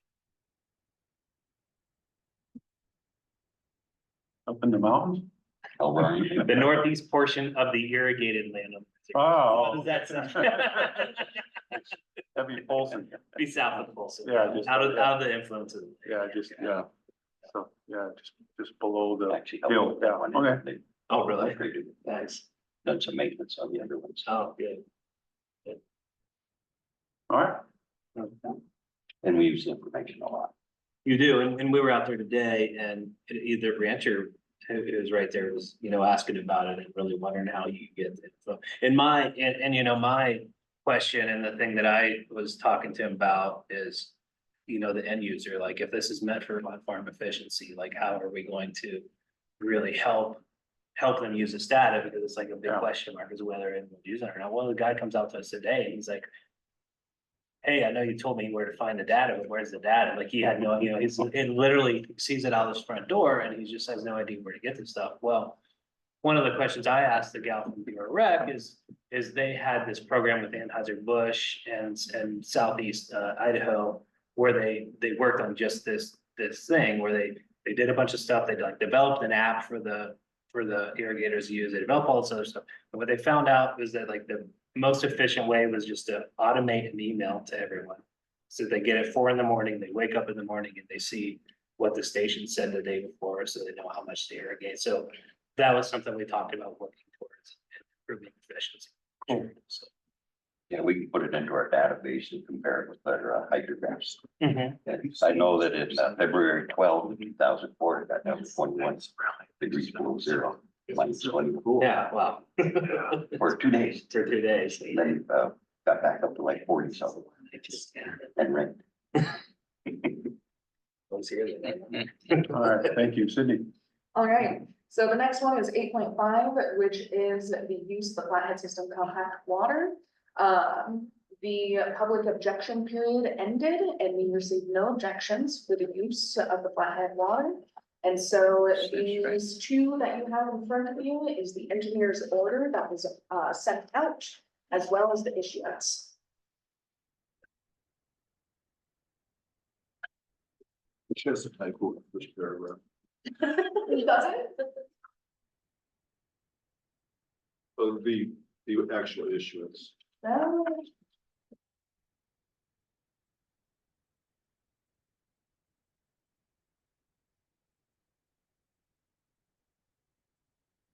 What did you say, Ken? Where? It says here on this issuance, there's a communication, so all communications shall be copied, CSK blah, blah, blah. Beneficial owners. Oh, yeah. Oh. Good to Sorry. know. Too late now. Yeah, but good to know. Thank you. On the document itself, yeah.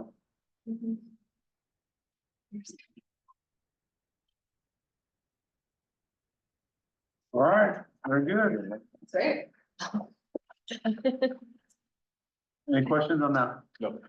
Okay, All right, the next one is 8.6, new development domestic allowances. We currently have 3 pending applications in the office for 6 BDS. 2 are waiting for the engineer's review, and 1 is deficient right now.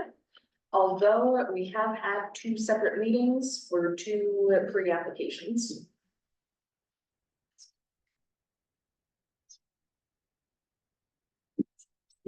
all right.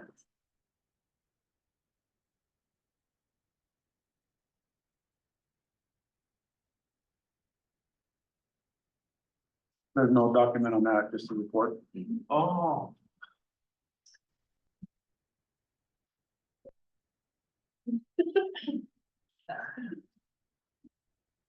And then 8.7 was also touched on by James. All right. So secret hand signal, you need to know it's. Were there issues? No, I saw secret hand signals. I didn't know if there was something we did.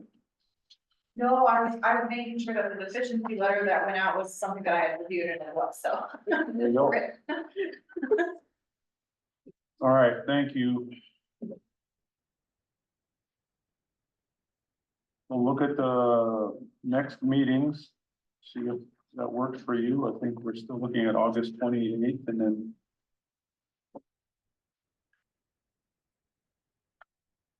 meetings in September look like a field trip. Remind me, what was that field trip? What was the one to the Jocko that Seth was gonna put on for us? Oh, We're part of the fit. yeah.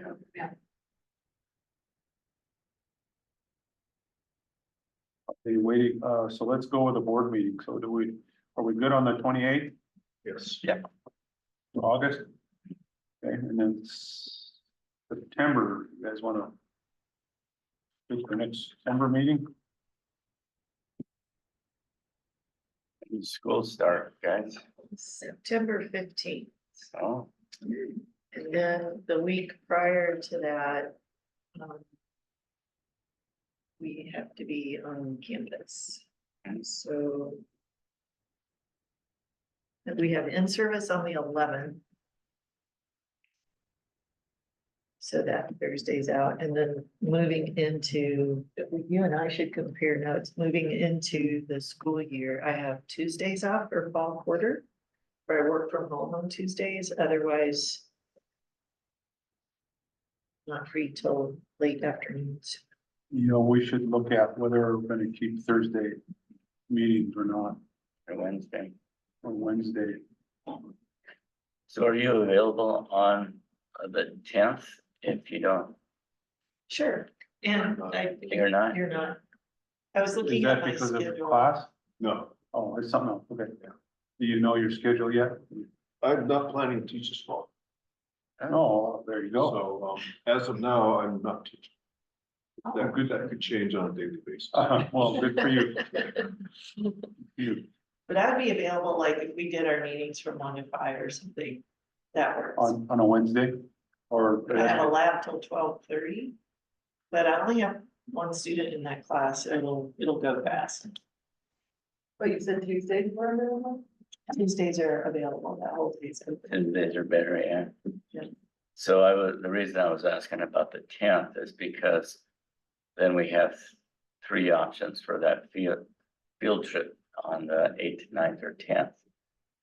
So it'd be nice to, if we had our next board, if our September board meeting was the 10th, then it'd be nice to do it like the day before on the 9th or something like Yeah. that, but it Yeah. wouldn't screw up the whole week. Yeah, we could make it the 11th. For a meeting, you mean? Yeah, I think Georgia was booked on the oh, that's 11th. right, yeah. That's in service, mandatory, And, but you would still have a quorum. Yeah, either way, so. well, and for future meetings, if you want to stick with Thursday, fine. If we can move away from Thursday, that'll eliminate one of my conflicts. Thursdays.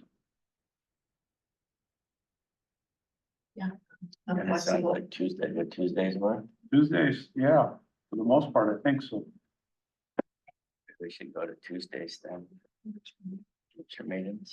Tuesdays and Ken's a free bird now, so I guess any day we can. Oh, they're gonna snatch you up, my friend, you're not gonna be Dave, teaching. George, I did offer I'm you good, guys yeah. taking my I'm good. class. Tuesdays are fine. Tuesdays are good for me. so if we,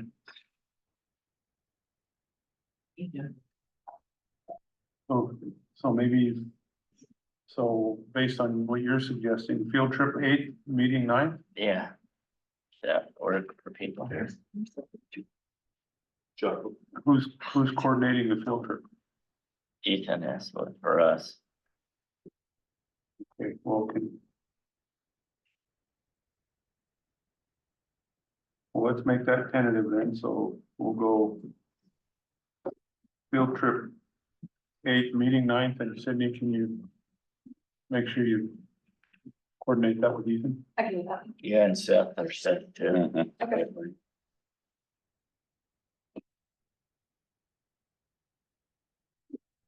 Meeting on the 9th.